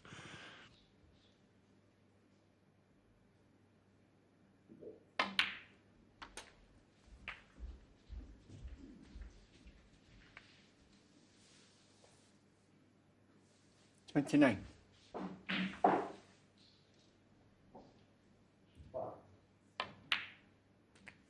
$30.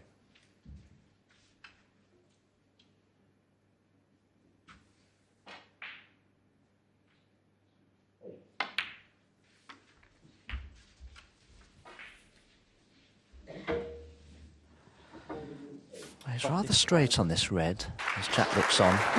So Stuart may decide to play for pink or black here from this remaining red, rather than stun up for the blue, which could have been an option but isn't now.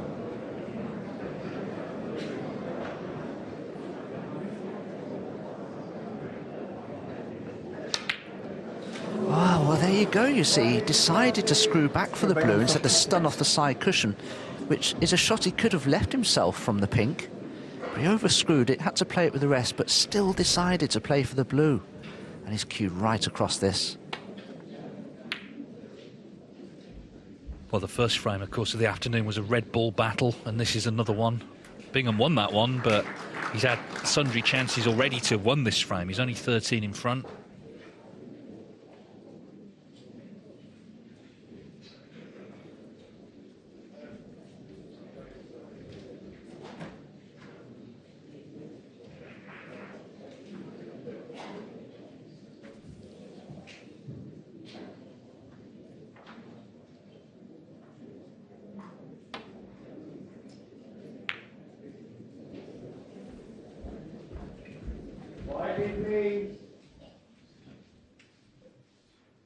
Begging that red to slow down, and, well, from Stuart's reaction, I think he's left the pot on. He has. Jack can just about get past the blue to pot this.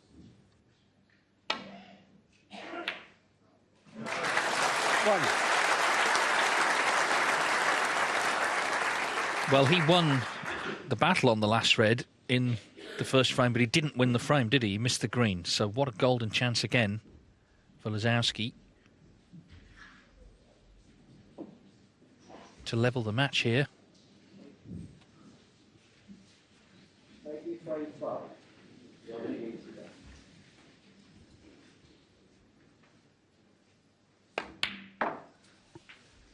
Yeah, he had to think about the blue, but he's crunched in the yellow. Well, look at where they are. They're on their spots. Big moment, this. He was 6-3 down. He'd lost what looked like a bad frame first of the afternoon. Bingham, you've got to say, struggled by his standards. And Lisowski making his move in this match to level up here.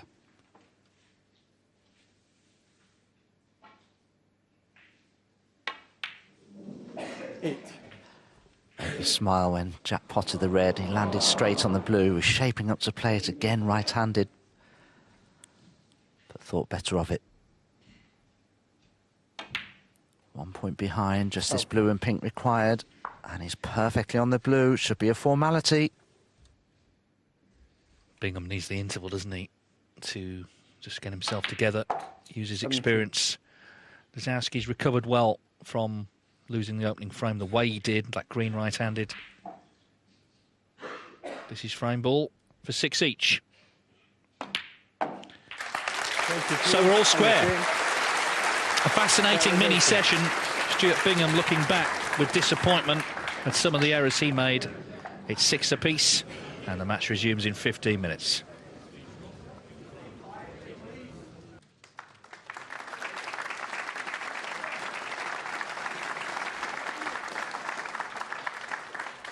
So the players are back after the mid-session interval, 6 apiece between Jack Lisowski and Stuart Bingham. It was 5-3 overnight to Bingham. He won the first frame, but has struggled since then. Lisowski winning 3 in a row. But the interval's come. He may well have helped Stuart Bingham just get his head together. 4 more frames to play this afternoon. And the match concludes on Monday.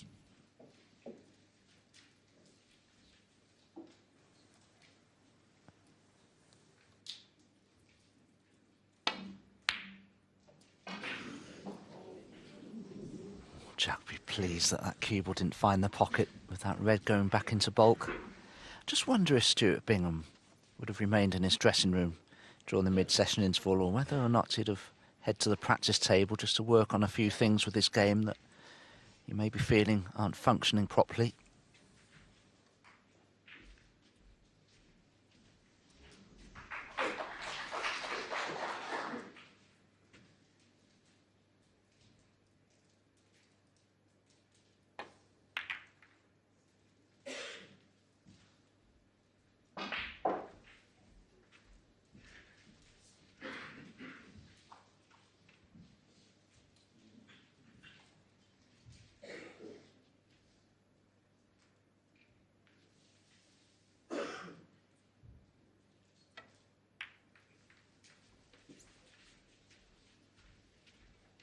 Thing is, he's had a lot of chances, hasn't he, Bingham, in every frame, actually. And we saw the pot success for the session was in the 70s from him, so that's something that needs to go up. But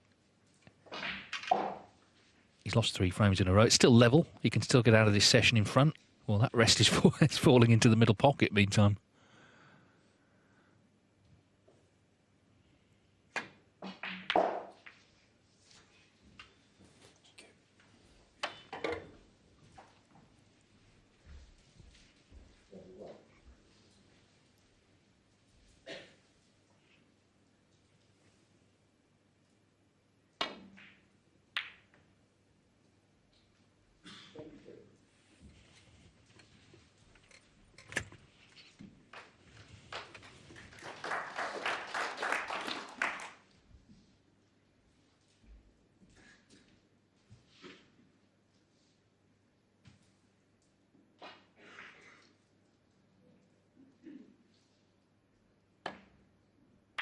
Good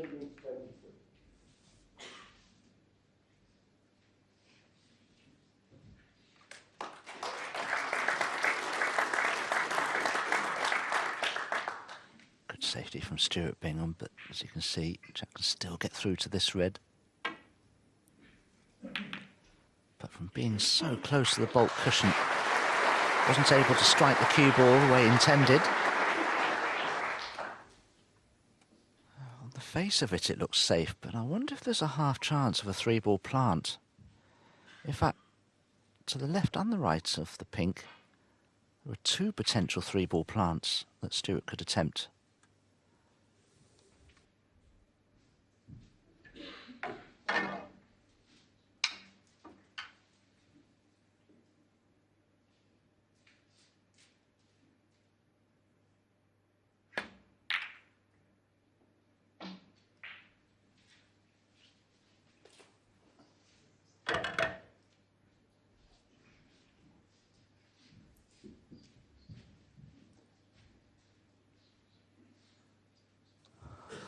Red is still on for Jack Lisowski. I thought for a moment the cue ball was just going to be touching the green. So Jack's just having a look at this end of the table to see if he takes this red on, what he's likely to leave if it doesn't go in. I think the answer to that is precious little.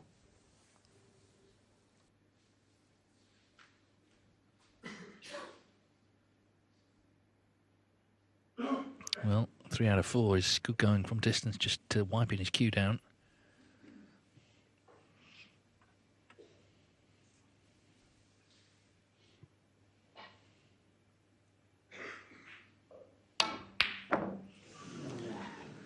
Full-blooded, but not to be. Now then, Stuart Bingham has not made any breaks to speak of in this session yet. Just a bit crowded down this area, but I'd be happy to see Jack miss that. Yes, Jack was trying to force the cue ball back up for the blue in the right centre there, but just missed the red too straight, and the cue ball followed through to ricochet from the jaws of the pocket. Now this black may pot into the left corner, so I wonder if Stuart thinks he can screw in behind the black here to leave it for the same pocket. As you can see, it does pot. But for now, maybe Stuart will decide to go up for the blue.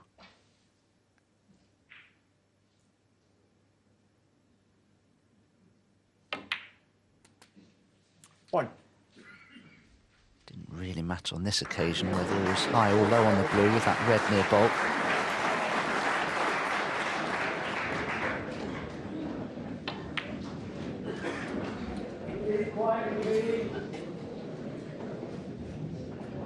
Six.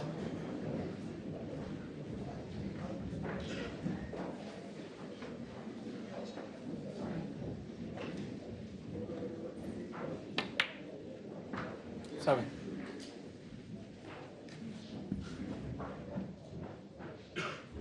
The red next to the black is the one Stuart would like to get onto. That would bring the black much more into play. But you'd have to be fairly precise with the position of the cue ball.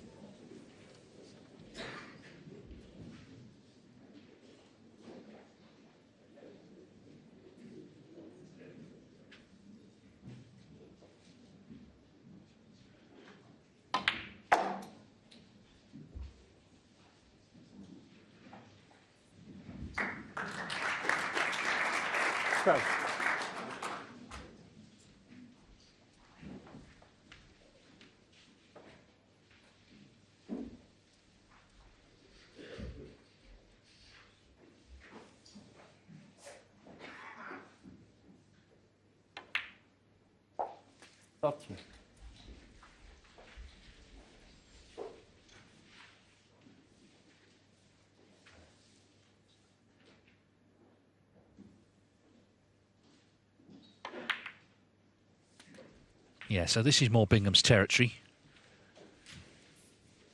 He's made 9 maximums, 580 centuries in his career. This is a chance to just get going after what's been 21. quite a frustrating afternoon so far. It's been bits and pieces. That doesn't really suit him. And he's had a lot of chances, but of course only won the opening frame.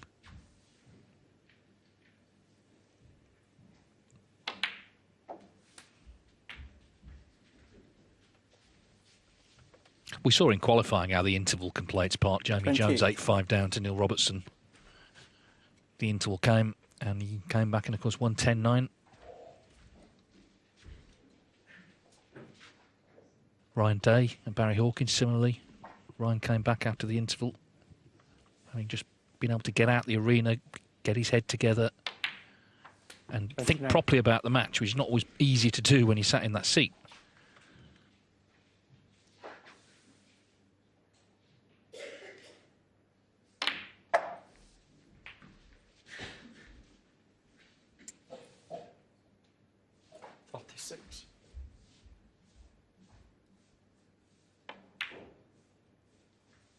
$37.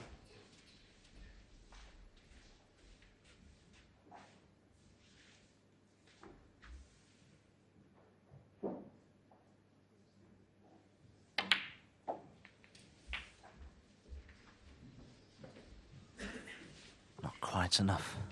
Left-hand side on the cue ball there to take it past that red he's cannoned into. But he should be all right from a point of view of potting the red, but he'll need to be careful positionally for either blue or bulk colour.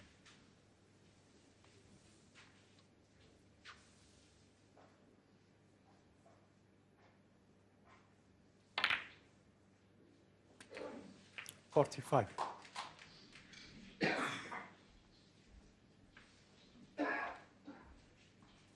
Again, just at the crucial time, he's just managed to run out of position. The yellow's cuttable, and he can play for a red just above the black probably, but there'll be pressure on the pot.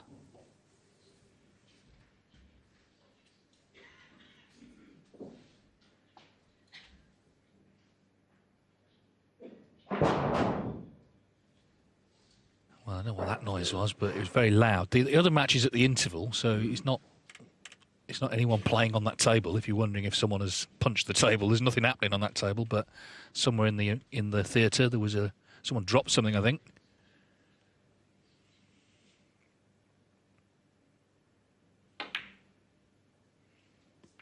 Oh, wow. It looked in, that did, but it stayed on the lip. 45. Good grief. Could still drop yet. Too late, though. Yeah, it has happened actually, but the rule in place for that situation is basically if the referee deems that you've left the field of play, so to speak, and your opponent's just about to arrive at the table, then your shot is over and basically the yellow would be replaced. But I think fortunately for Stuart, he didn't get position on the red.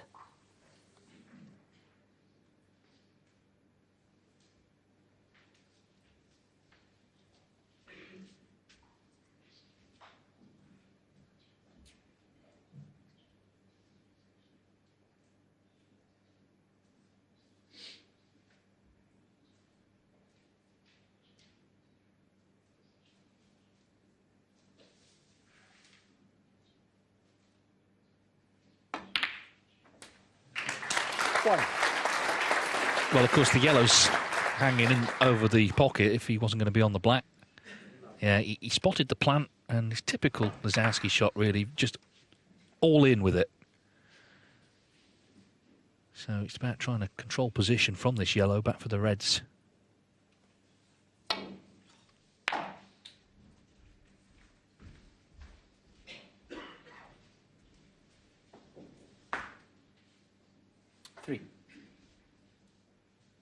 Well, there you can see it's awkward where the white's finished.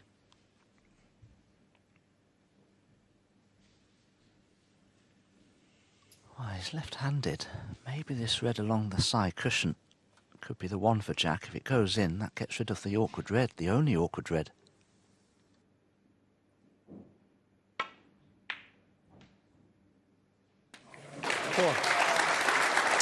Just about.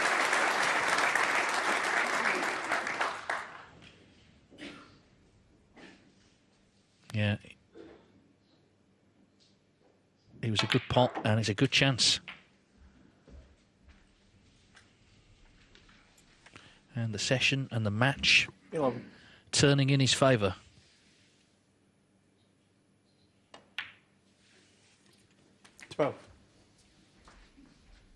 And this surely psychologically would hurt Stuart Bingham there, who was in control of the last frame before the mid-session came along. Missed that red with the rest, trying to screw back for the blue when perhaps he didn't need to. 19. 20.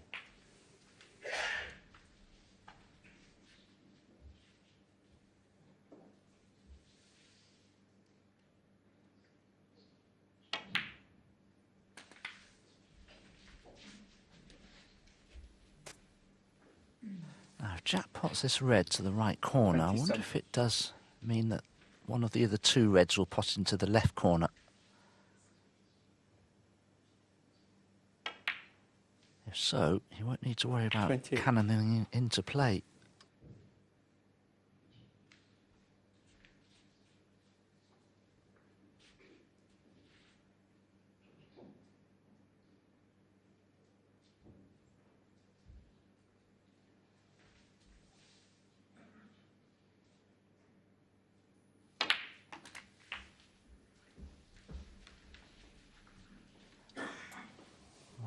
See, I can have a look at the way the frames have gone, the points have scored. There haven't been many close frames.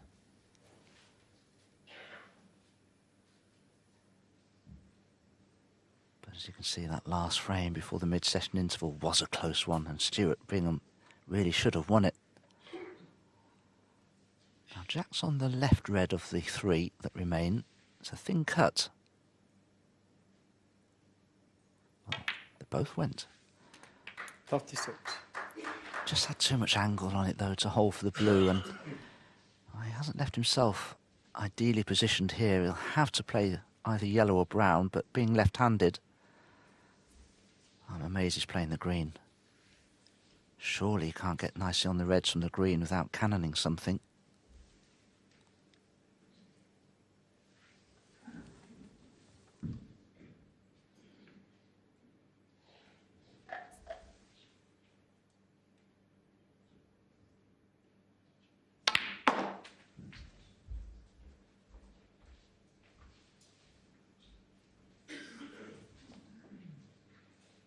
$39.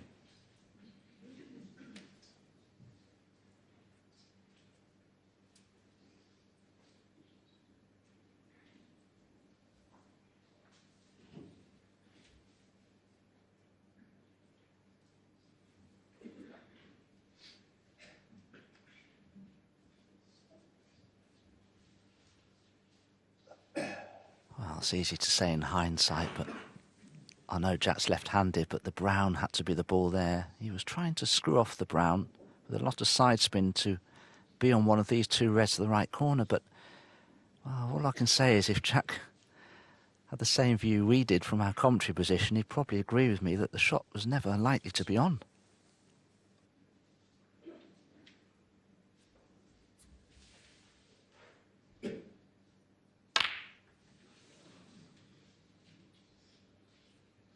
Right, Lisowski, 39.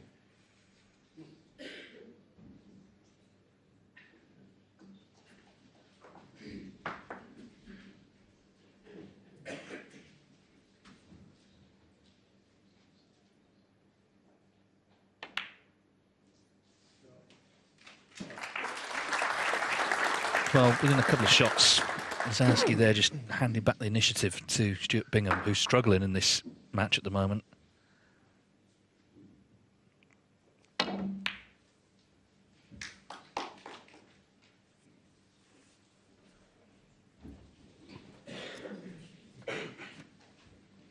Well, he played that well, Jack. But with a red to the left and a red to the right, there's always going to be some pot on for Stuart, he thought. And, well, this will be a test for Stuart because he's been struggling with his long pots this afternoon.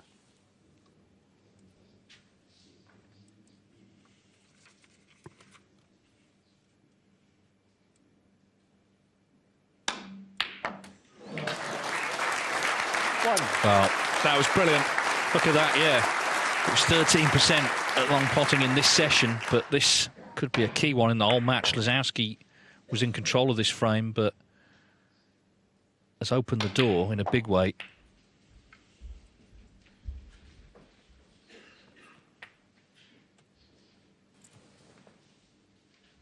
8. 9.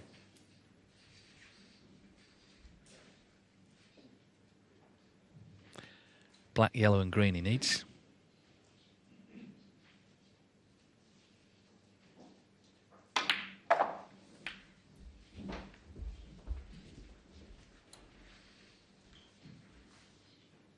$16.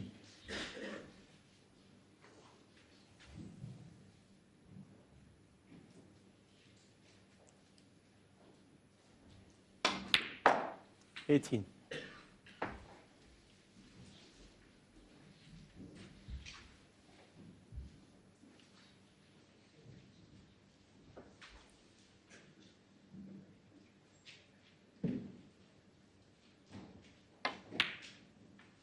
$21.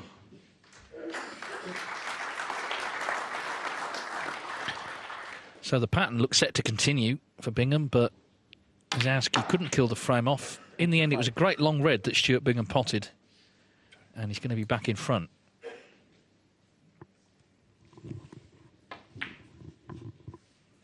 Missed that yellow earlier that he looked like he'd got to the green pocket.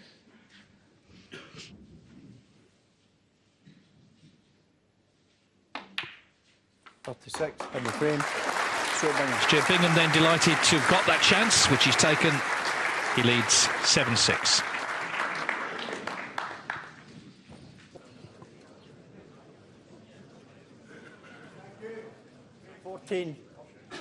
Jack Lisowski to break.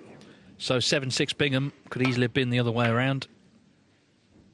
As Lisowski breaks off. 3 frames left this afternoon.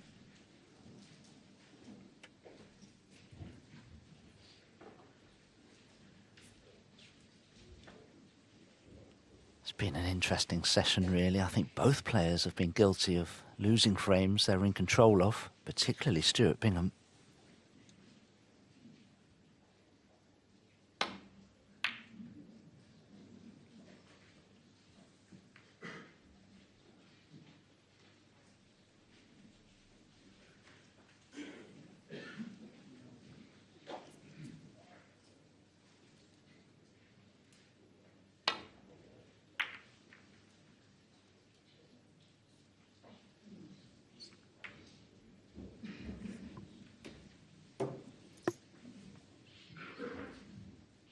This was in the last frame, quite ambitious.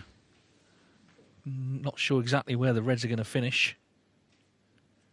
Didn't lose it directly from that shot, though.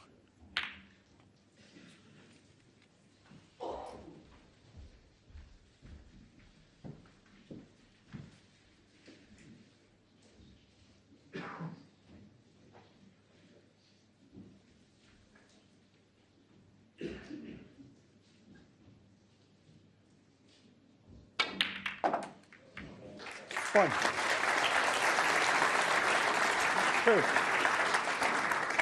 Two for the price of one.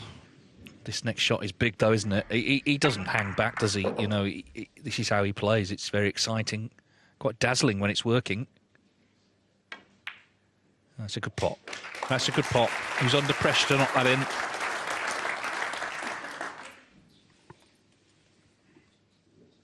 Nine. I can't think of another player that leaves you with this sort of emotional roller coaster that Jack does. And this is exactly what I mean. He's just potted 2 great shots there, particularly the first red. And he looks in, and then that happens. You really do get everything with Jack Lisowski. Brilliance and mediocrity all in one. Yeah, you're looking for some sort of balance, aren't you, between, yes, you can play the Hollywood stuff, but just get the boring stuff right, the bread and butter stuff. It was all a bit of a blur, wasn't it, that visit? But the bottom line is he's completely opened the table up for his opponent.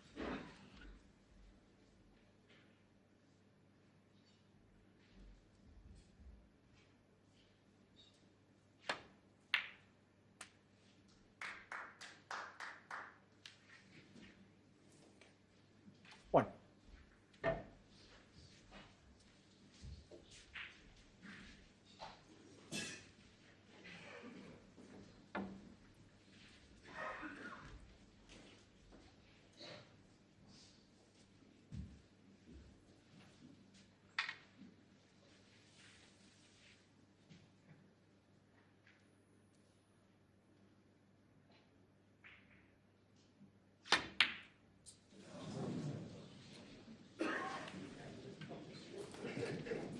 Stuart Bingham 1.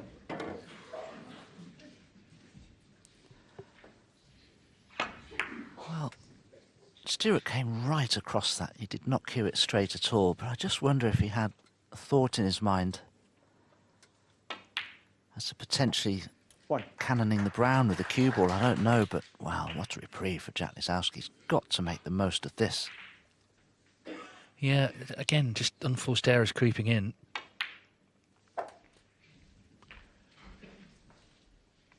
This is where concentration now is the key. I mean, he could almost pop these in his sleep, but, you know, you've got to make sure.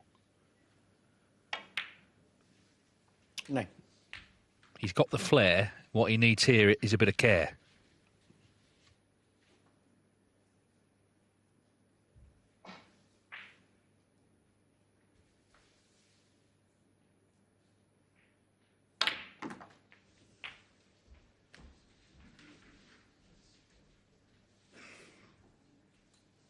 $16.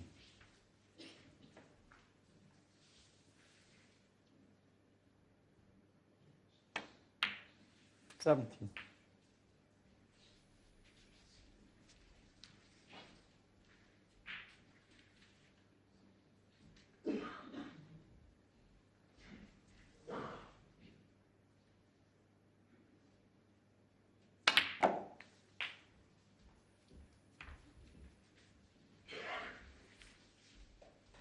Cannoning of the balls there is never advisable unless it's necessary, and I don't think it was there, but he's okay. He's on a choice of 2 reds, 1 to either corner. Needs to watch that yellow. Goodness me, he was really close to that yellow.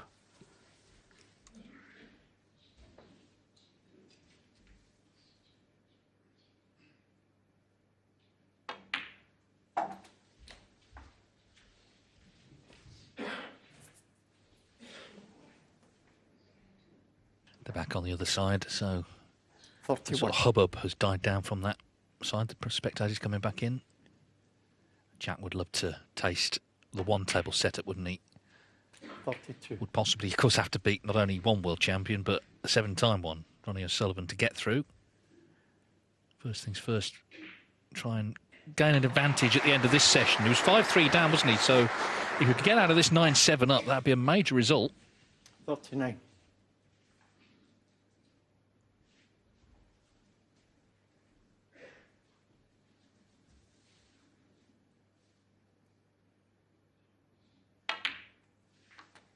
40.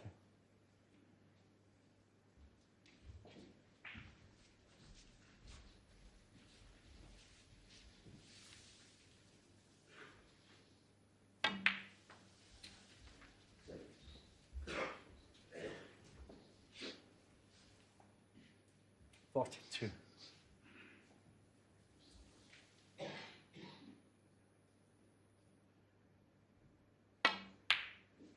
43.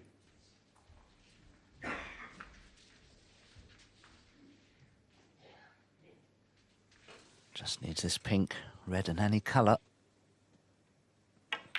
to draw level once more. And you think that would be an absolute formality from here. 49. And it looked like he'd done the frame, didn't it? But Bingham ended up missing the yellow with the rest. Not his favourite colour. After what happened in the last frame, although he did win that frame, of course. But Lisowski happy to get this chance.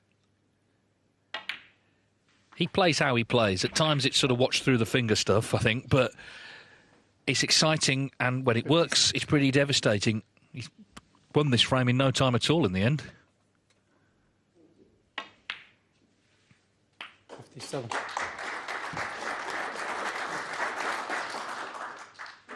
If he got on a real run at this tournament, I think he'd get a lot of support from the crowd. There's the average shot time of the break, 15 seconds.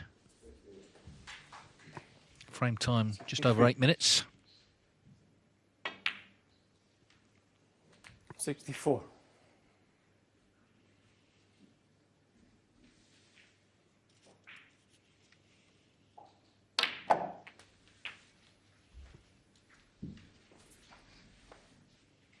71. Chance for a century. We've only had 33 thus far in the championship. 72.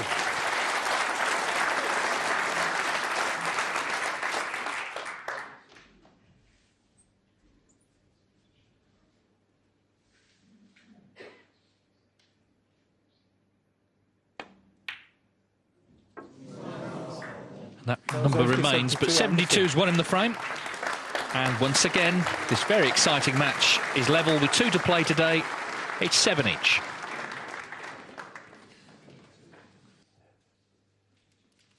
Thank you, frame 15. Stuart Bingham to break. So it's 7 each, 2 frames left to play. It's going to be close either way coming back tomorrow night. Can either player, though, gain an advantage? Jack Lisowski, of course, has won 4 of the 6 frames played this afternoon to get himself on level terms.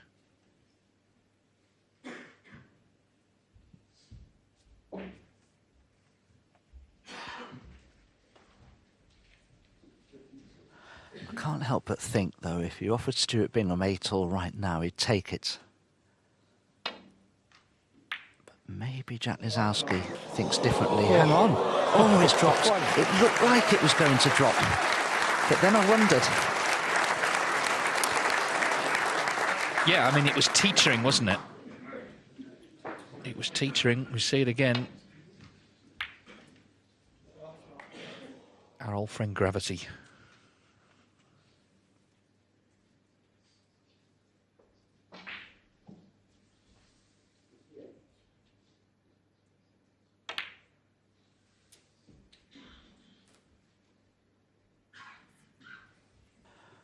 Nicely on the red. Surely he's got to screw back for the blue now to go into them. Oh, he's preferred the black. Don't think there's a loose red, unless that one just above and to the right of the black is on. But they're a terrible pack to go into from the black. Maybe that red that's just detached from the pack will pot. No. Terrible pack to go into from the black. I really think he should have done so from the blue.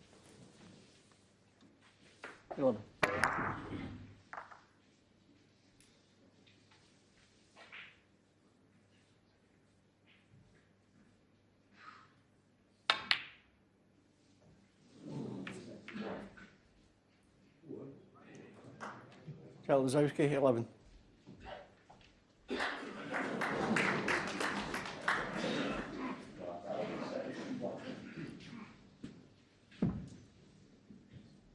I mean, he doesn't get everything, Lisowski, but he must be frightening to play. Just the fact he's taking all these shots on.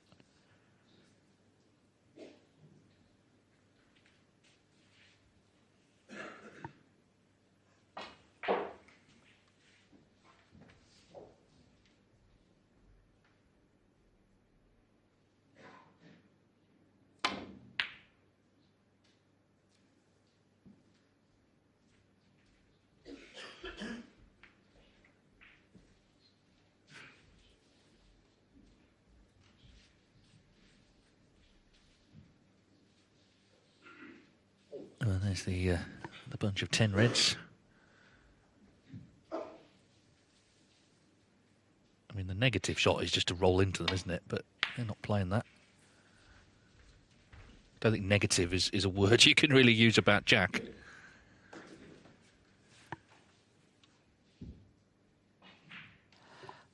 They're very unusually configured, those reds, aren't they? I don't think I've ever seen that pattern before, but yeah, you know, when you watch Jack play, sometimes it reminds one of childhood when you used to play pinball. It's an element of a loss of control completely.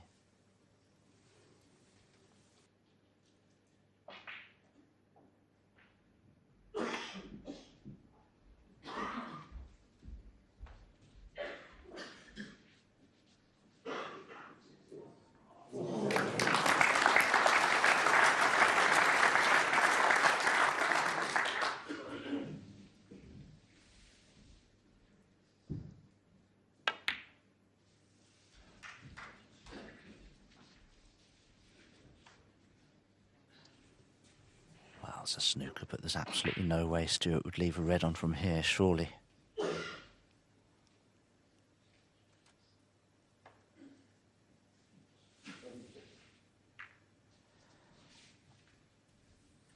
It's one of those frames that both players, given their styles of play, might prefer a re-rack, but it's not necessary. There isn't really a stalemate here.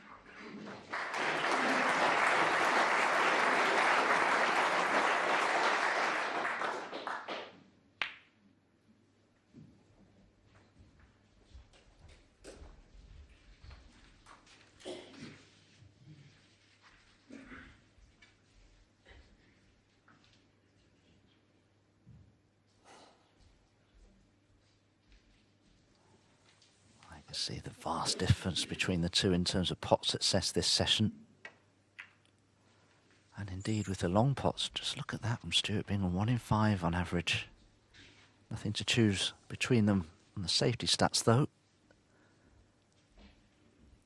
But that tells a story. Stuart Bingham down at 26 seconds per shot. That's quite slow for him, indicative of the fact he's been struggling. Further evidenced by the fact that his highest break is only 45 in this session. Yeah, I mean, the two go together, don't they? If he's making big breaks, obviously he's going to be playing quicker, but it's been all stop-start for him, really. You know, to not have made a half-century in the session will be a concern for such a heavy scorer.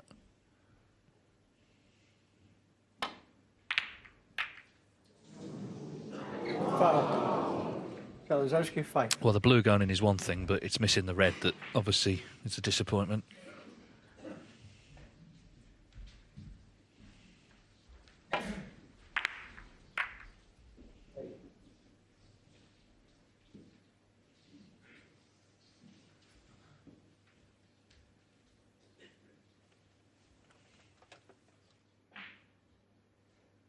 But I think, and Stuart would know this, he's won the tournament. Part of the kind of skill here is actually battling through a bad session. You know, it's just a 3-session match. Maybe you can have one bad one. He's still won 2 frames with the 6 played.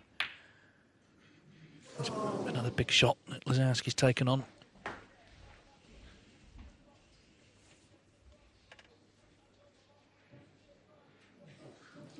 Extraordinary noise.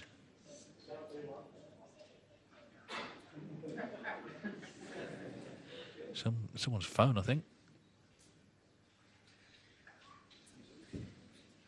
You don't see this before the coverage starts, but Rob Walker, the MC, almost pleads with the crowd to put their phones on silent. And he says there'll always be one who doesn't, and often there's more than one.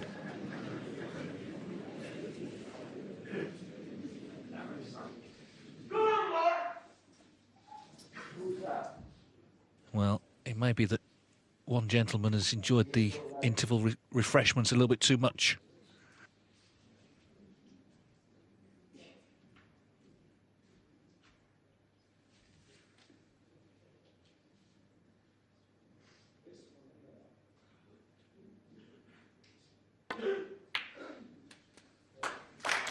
One.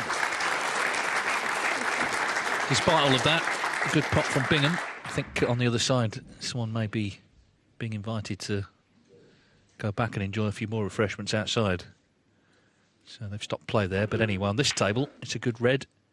Lisowski took that one onto the middle. He was always going to be leaving some sort of pot on.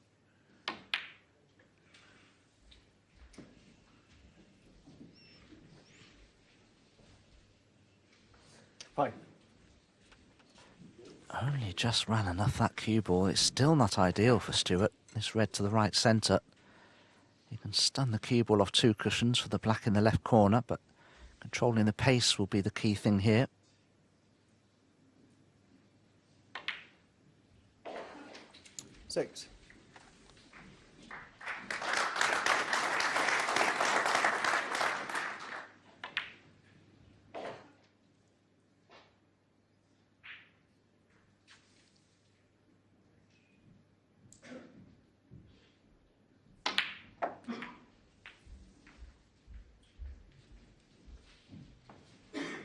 Stuart played that so confidently, just 13. in his mind, it was a certainty he'd be on his next red. Now, that red that's closest to the pink spot, that's the ball he tried to cannon there, and he just grazed it. And all of a sudden, he's faced with this predicament. Awkward pot to the right corner. He's got to control the cue ball.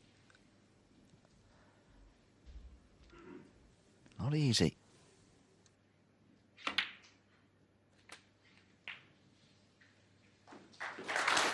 Thank you. 14.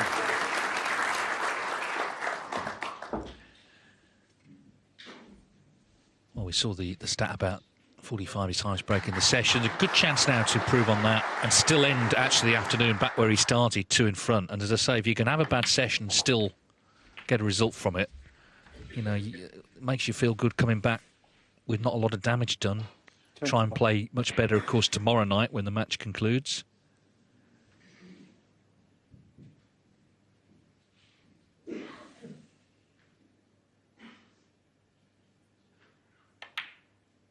Ronnie O'Sullivan has said, and he's right, it's not all about just playing your best all the time, it's about being consistent. So if your best isn't there, not dropping too many levels, still being able to win frames and battle through. And in this match, of course, the difference is Lisowski, because he's playing such an open game, he is leaving chances. I mean, Bingham has had chances in every frame. 30.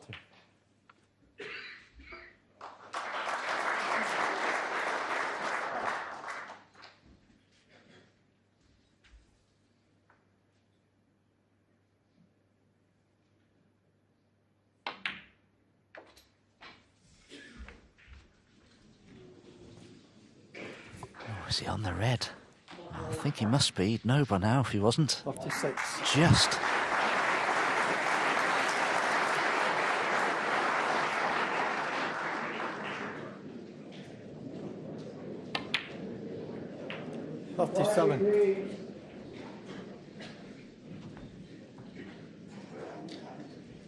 Stuart too straight on the black to get nicely on his next red. He's dead straight on the... Oh, that's a terrible angle he's left himself. Got a lot of work to do here.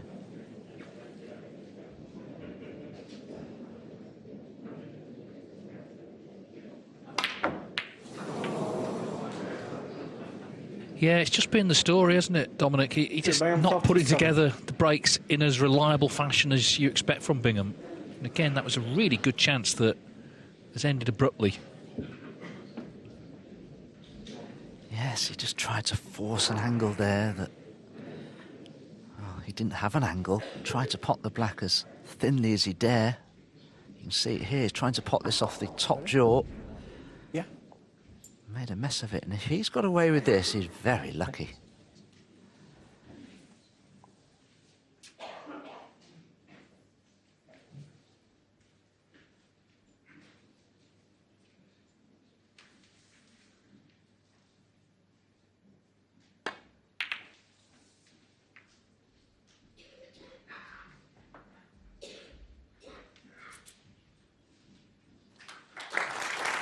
Is that cue ball close enough to the bulk cushion? Can Stuart drop this red in?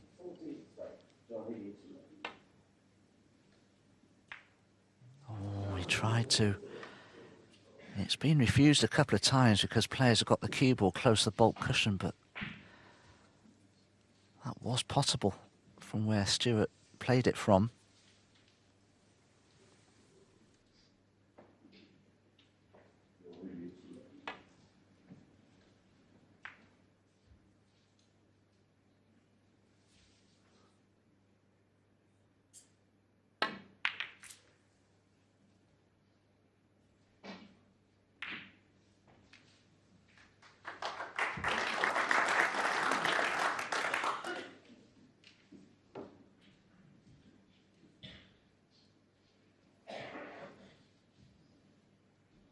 Hugely important tactical exchange this. Those reds are quite nicely positioned and it's a very big frame in the context of the match, isn't it? Penultimate frame of the session. Chance of one of these players to take a 9-7 lead.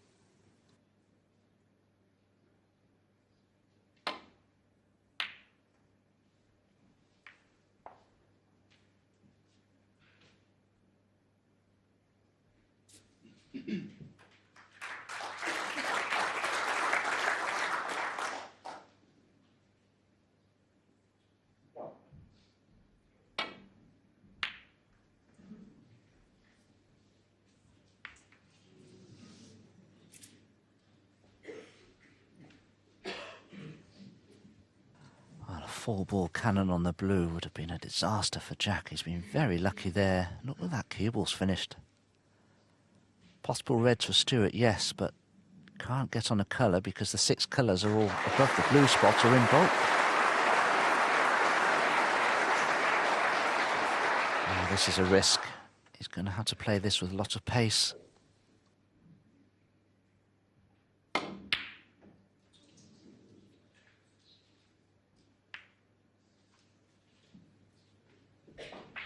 Well, it's not the worst result, actually, for Bingham, but it's become very edgy now, this frame.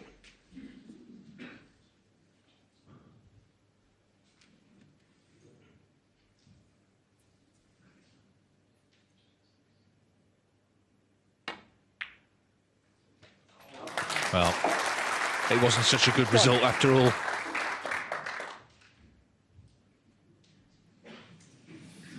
Well, Lisowski's just thinking, I mean, look at all the colours there. Just get me on one of them. Well, you're right. I mean, that's incredible, really, when you think about it. Oh, dear, dear, dear, what's he done? That's more incredible, Dom, isn't it? I mean, earlier on he missed a roll-up, but he was sort of a long way from the ball. That was just, that word careless you don't like to use, but it really was. No. I mean, it didn't have to be that good. Stuart laughing his head off, he can scarcely believe it. Well, you know, that could cost Jack the frame. How'd you get away with this? I mean, hit and hope, maybe.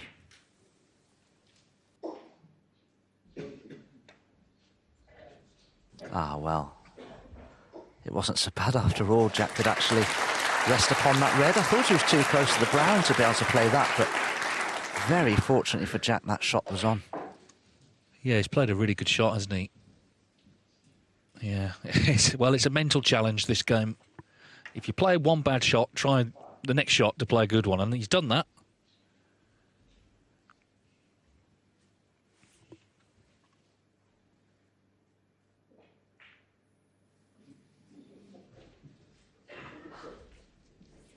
Need to be careful playing this. The last thing you want to do is to give your opponent a touching ball, but I wonder if Jack can stun off this red, get the cue ball in behind the green. That's what he's tried. It's okay. Closer to the bulk cushion, though, would have been better.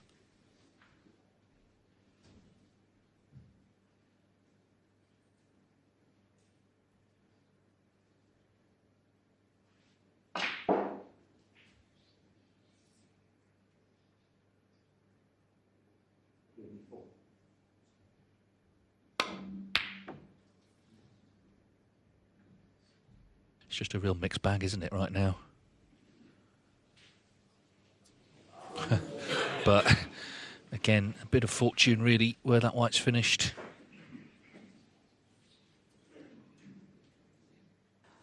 Well, if Jack can get that cue ball in behind the green, it could be a really telling snooker. Got to try and get that cue ball over towards the green pocket at least.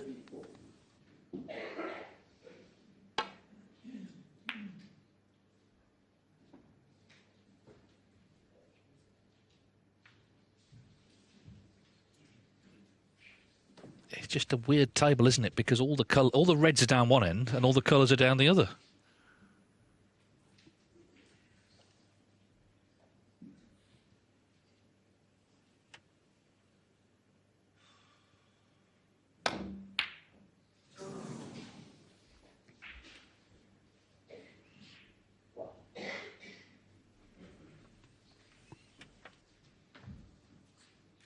Well, this is the other side of snooker, isn't it? When all of a sudden the game looks difficult for both players. It's all about managing your thoughts and your thought processes, not allowing the mistakes to affect the next shot that you play.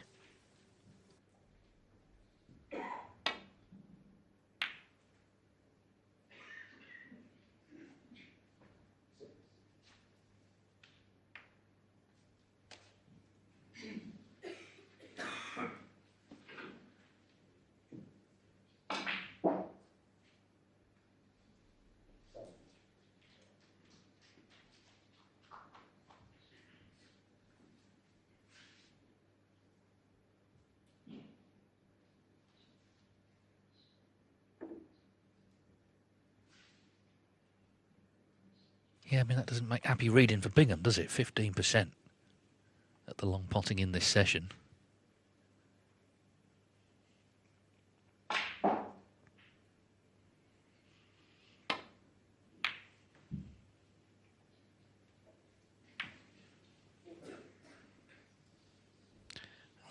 Well, that actually may help him. He's 24 in front. Green and blue have gone safe. So potentially down the line, that could be an advantage. We'll see.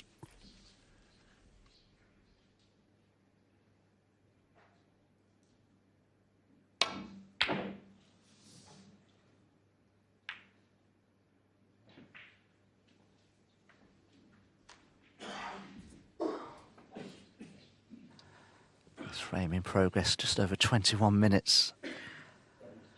Still 6 reds on the table. This frame could go on a little while longer yet. Stuart has a chance to get in amongst them again. Oh, that's better. One. Nicely on pink or black. Yeah, that's more like it. And, of course, get a big colour back on its spot.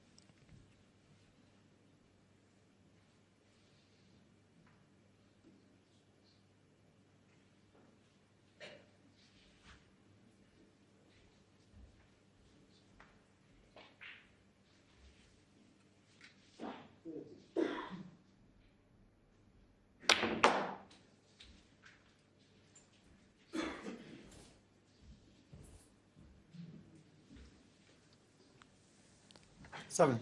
Cleverly bounced the cue ball there, wide of the yellow and the black to try with side spin. Have a look at this. Bouncing it to the left of the yellow and the black with side spin to try and get onto this red near the centre pocket. Goodness, this is thin. And that wasn't thin enough. Oh, my goodness.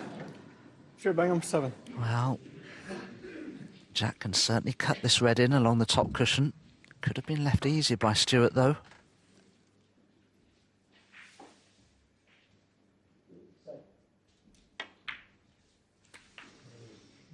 One. Well, it's been a bit of a comedy of errors, this frame. Lisowski, he's going to have to still deal with that green and blue that ran safe, but that's to come. Got reds to deal with first.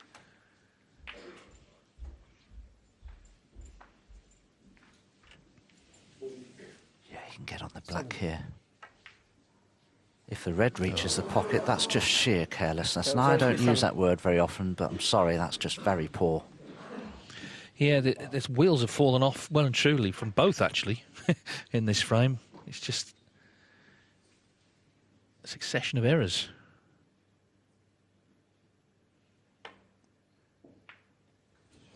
One. Key thing is Bingham's in front here. So that green and blue being tied up, as I said at the time, is in his favour.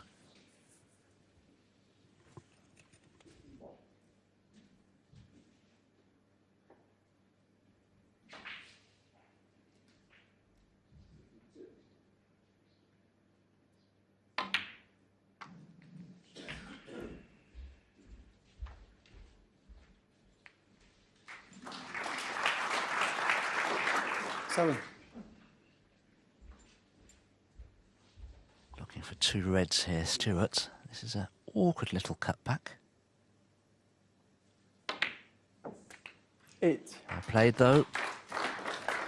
Anything but dead straight on the pink. I think he's all right here. Just this pink and red required to guarantee not being behind at the end of the session.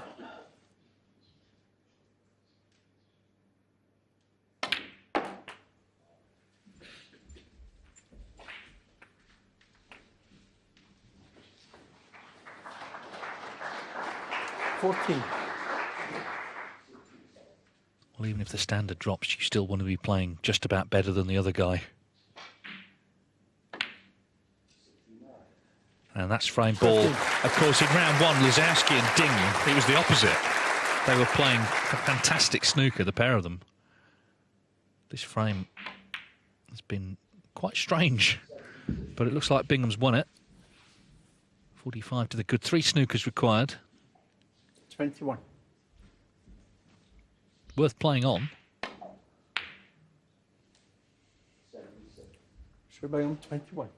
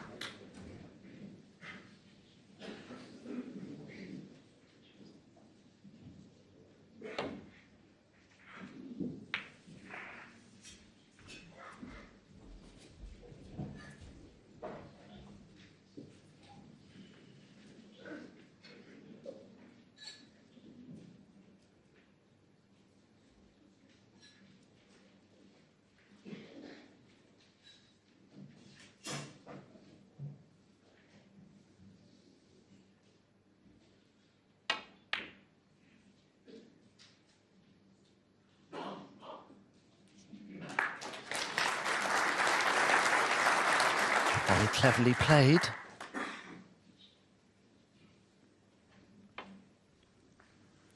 I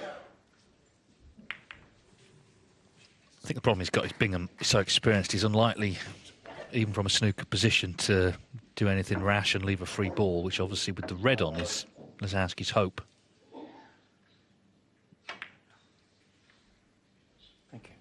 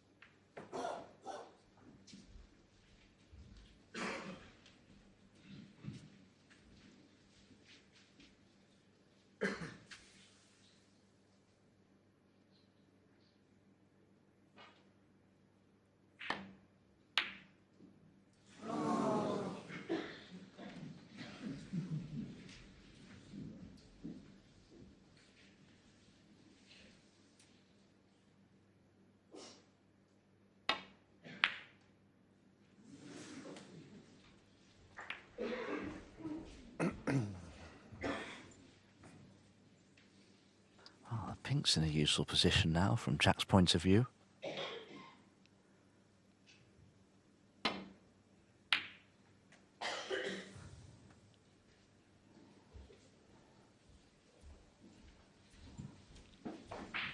Chance to maybe screw behind the yellow and the black here, send the red around the angles near the pink.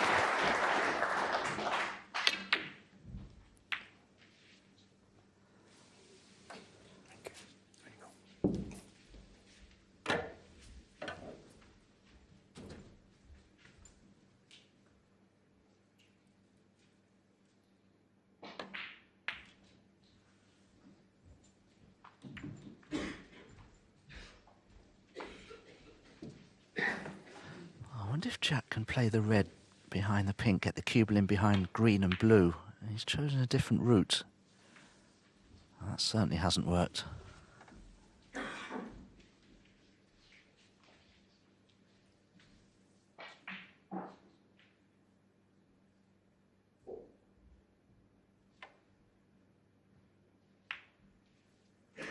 And that ends the frame. So Stuart Bingham, despite his own problems this afternoon, is going to be a frame to the good with 1 to play. Still a chance to get back to where he started the day, 2 frames ahead. 5.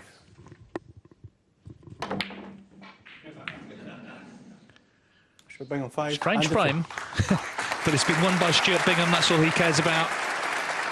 He leads 8-7 with 1 left to play this afternoon.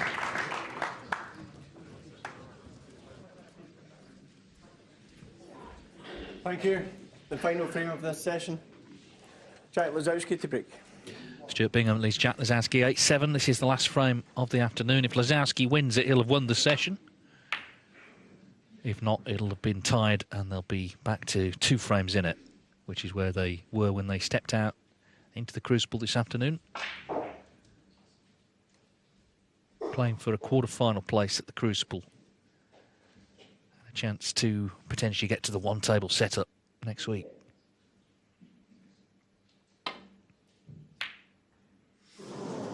Well, it's been a mixed bag from distance. He got very close to that one, you got to say. It looked like it might drop, but it hasn't. And, of course, because he was close, it stayed near the pocket. Yeah, I think he thought that was in. Yes, they're definitely playing tight, these pockets, compared to other tournaments that we've played in during the course of the season.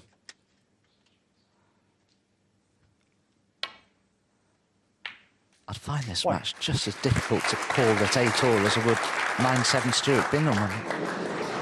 It's just all about Jack Lisowski. If he goes on one of these incredible runs, he can reel off frame after frame, but it's been everything in this session. Great, amazing, and terrible. 8.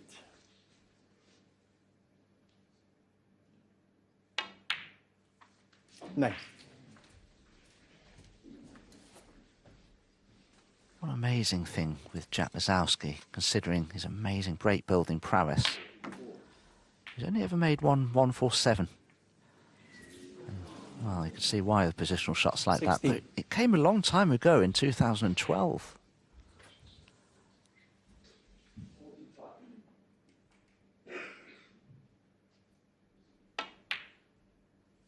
17.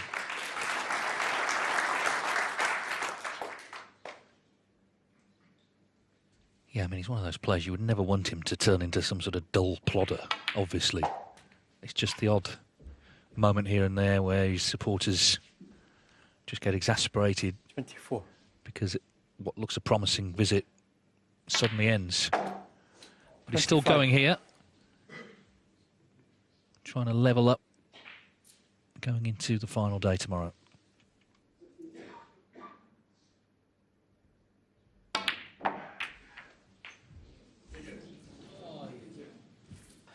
Well, if Jack Lisowski had been low on the black, screwing into the reds would have been ideal, but with topspin going into them like that, there was always a chance that cue ball could just topspin away somewhere, and that's exactly what's happened. And, wow, I'm not sure he's really on anything.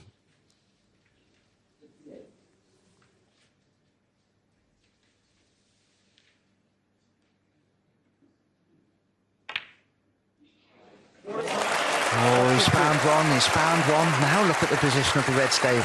Exactly. You mentioned 1-4-7s. This is a chance, isn't it? A big chance. To end the afternoon with something really special. Neil Robertson made one against him 2 years ago in this round. There's only been 14 at the Crucible. Noppin Senkar made one in the qualifiers this year.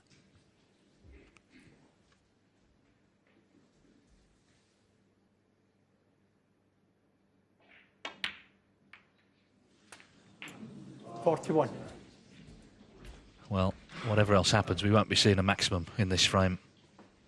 It'll have to be the pink.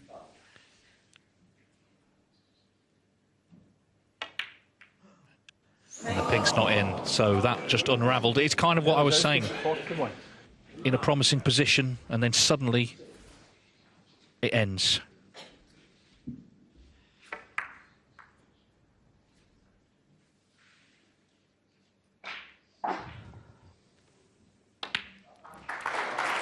It just seems that Jack does really suffer with a lack of focus and concentration sometimes, and it's not really something you can teach. It's how you are. You have to sort those issues out yourself. How costly could that be, though? The disappointment initially of not being on the black for what would have been a golden chance of a 147, and to not channel that emotion, then miss a simple pink. 7.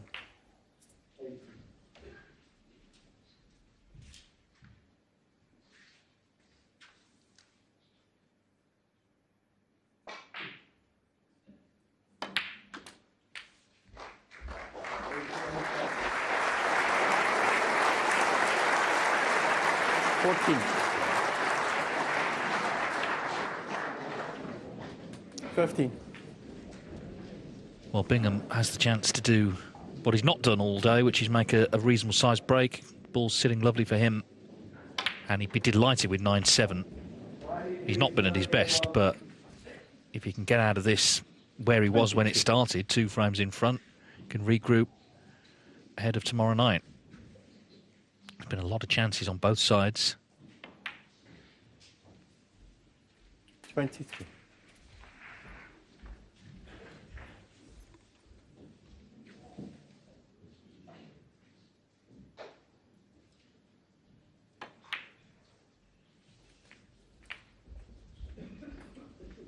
Well, if Stuart can pop the remaining 5 reds with high-value colours, he'll be safe by the time he's on the yellow.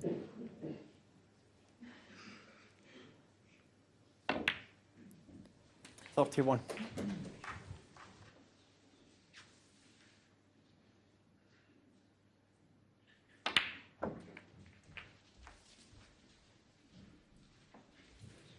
Potted that on the thick side, but although he played for red in the corner pocket, he's nicely on the one to the right centre.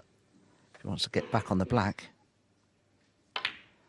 Screwed up for the blue, and he's overrun that actually, so going to have to come off this top cushion and back up again.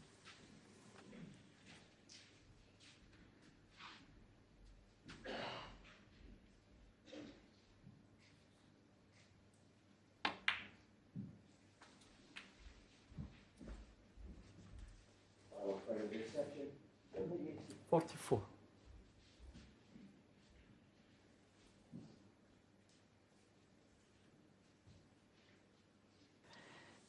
It's incredible how you can just fall out of position a little bit.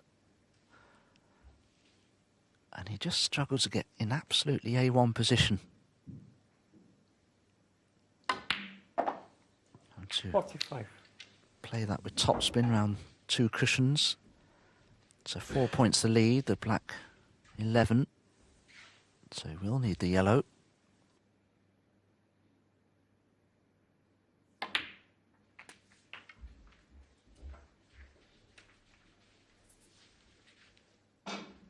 $52.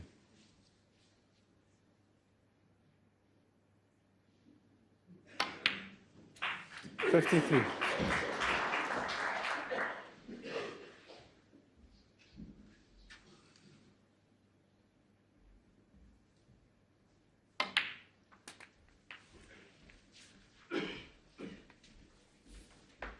Well, there we were getting excited about a potential maximum. He didn't get on the black. He was still on the pink, which he didn't give due care to, missed it and set up this frame-winning chance for Bingham.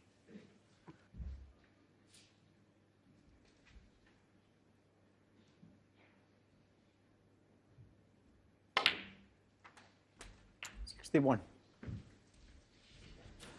Well, Stuart played round off 2 cushions there. He's very straight on this black. He'll do well to get anywhere near the yellow from here.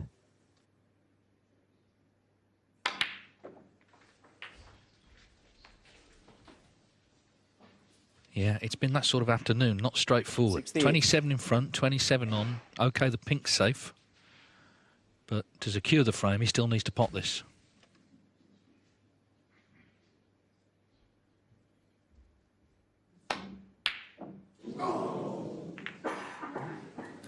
Stuart Bingham, 68. Well, still going in this frame. Now, 2 things here. Jack could cut the yellow in, but he could also try and get the cubel in behind the brown and play the yellow into the pink to develop that, because he needs a winning clearance, or to at least force a respot.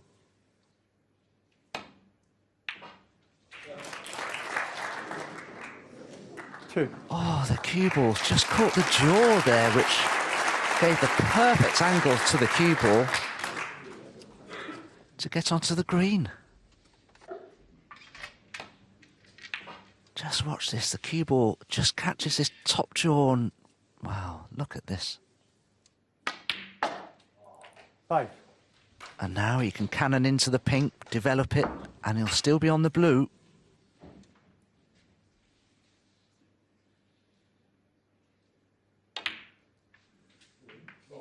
9.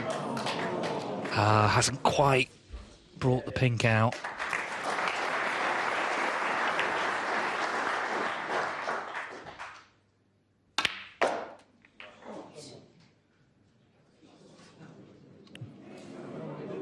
Well, it was a bold attempt, wasn't it? But here we are. He can still, of course, tie the frame. This would have been some shot, wouldn't it, if it had got the pink out here?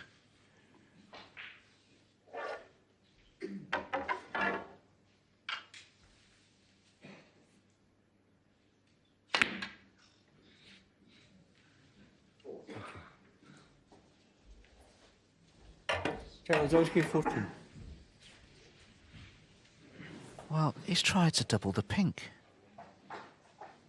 That's just ridiculous.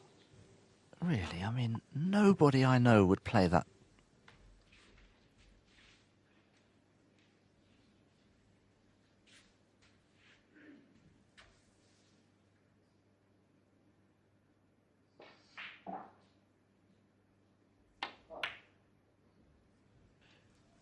Oh, he got so close.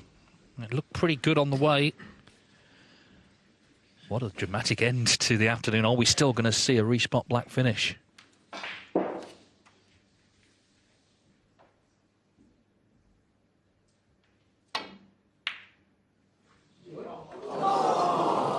Again, it was close. Where's the white? Oh.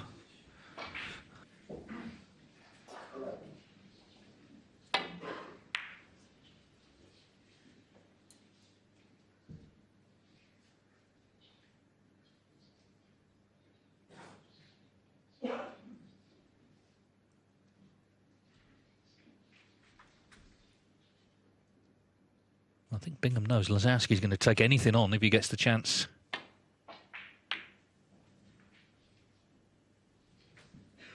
Including this. Well, this is a better chance. This is a better chance to force a respot finish.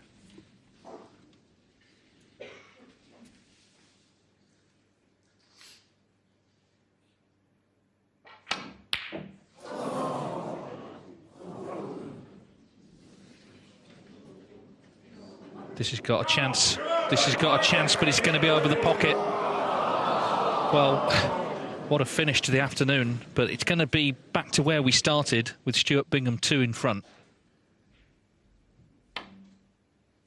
A very eventful afternoon of snooker. The session has been split 4-4. You feel, well, there's the clenched fist from Bingham. He's happy to be 2 clear, but you feel the real drama's going to come on Monday night when this match concludes. But Bingham happy to be in front overnight at 9-7.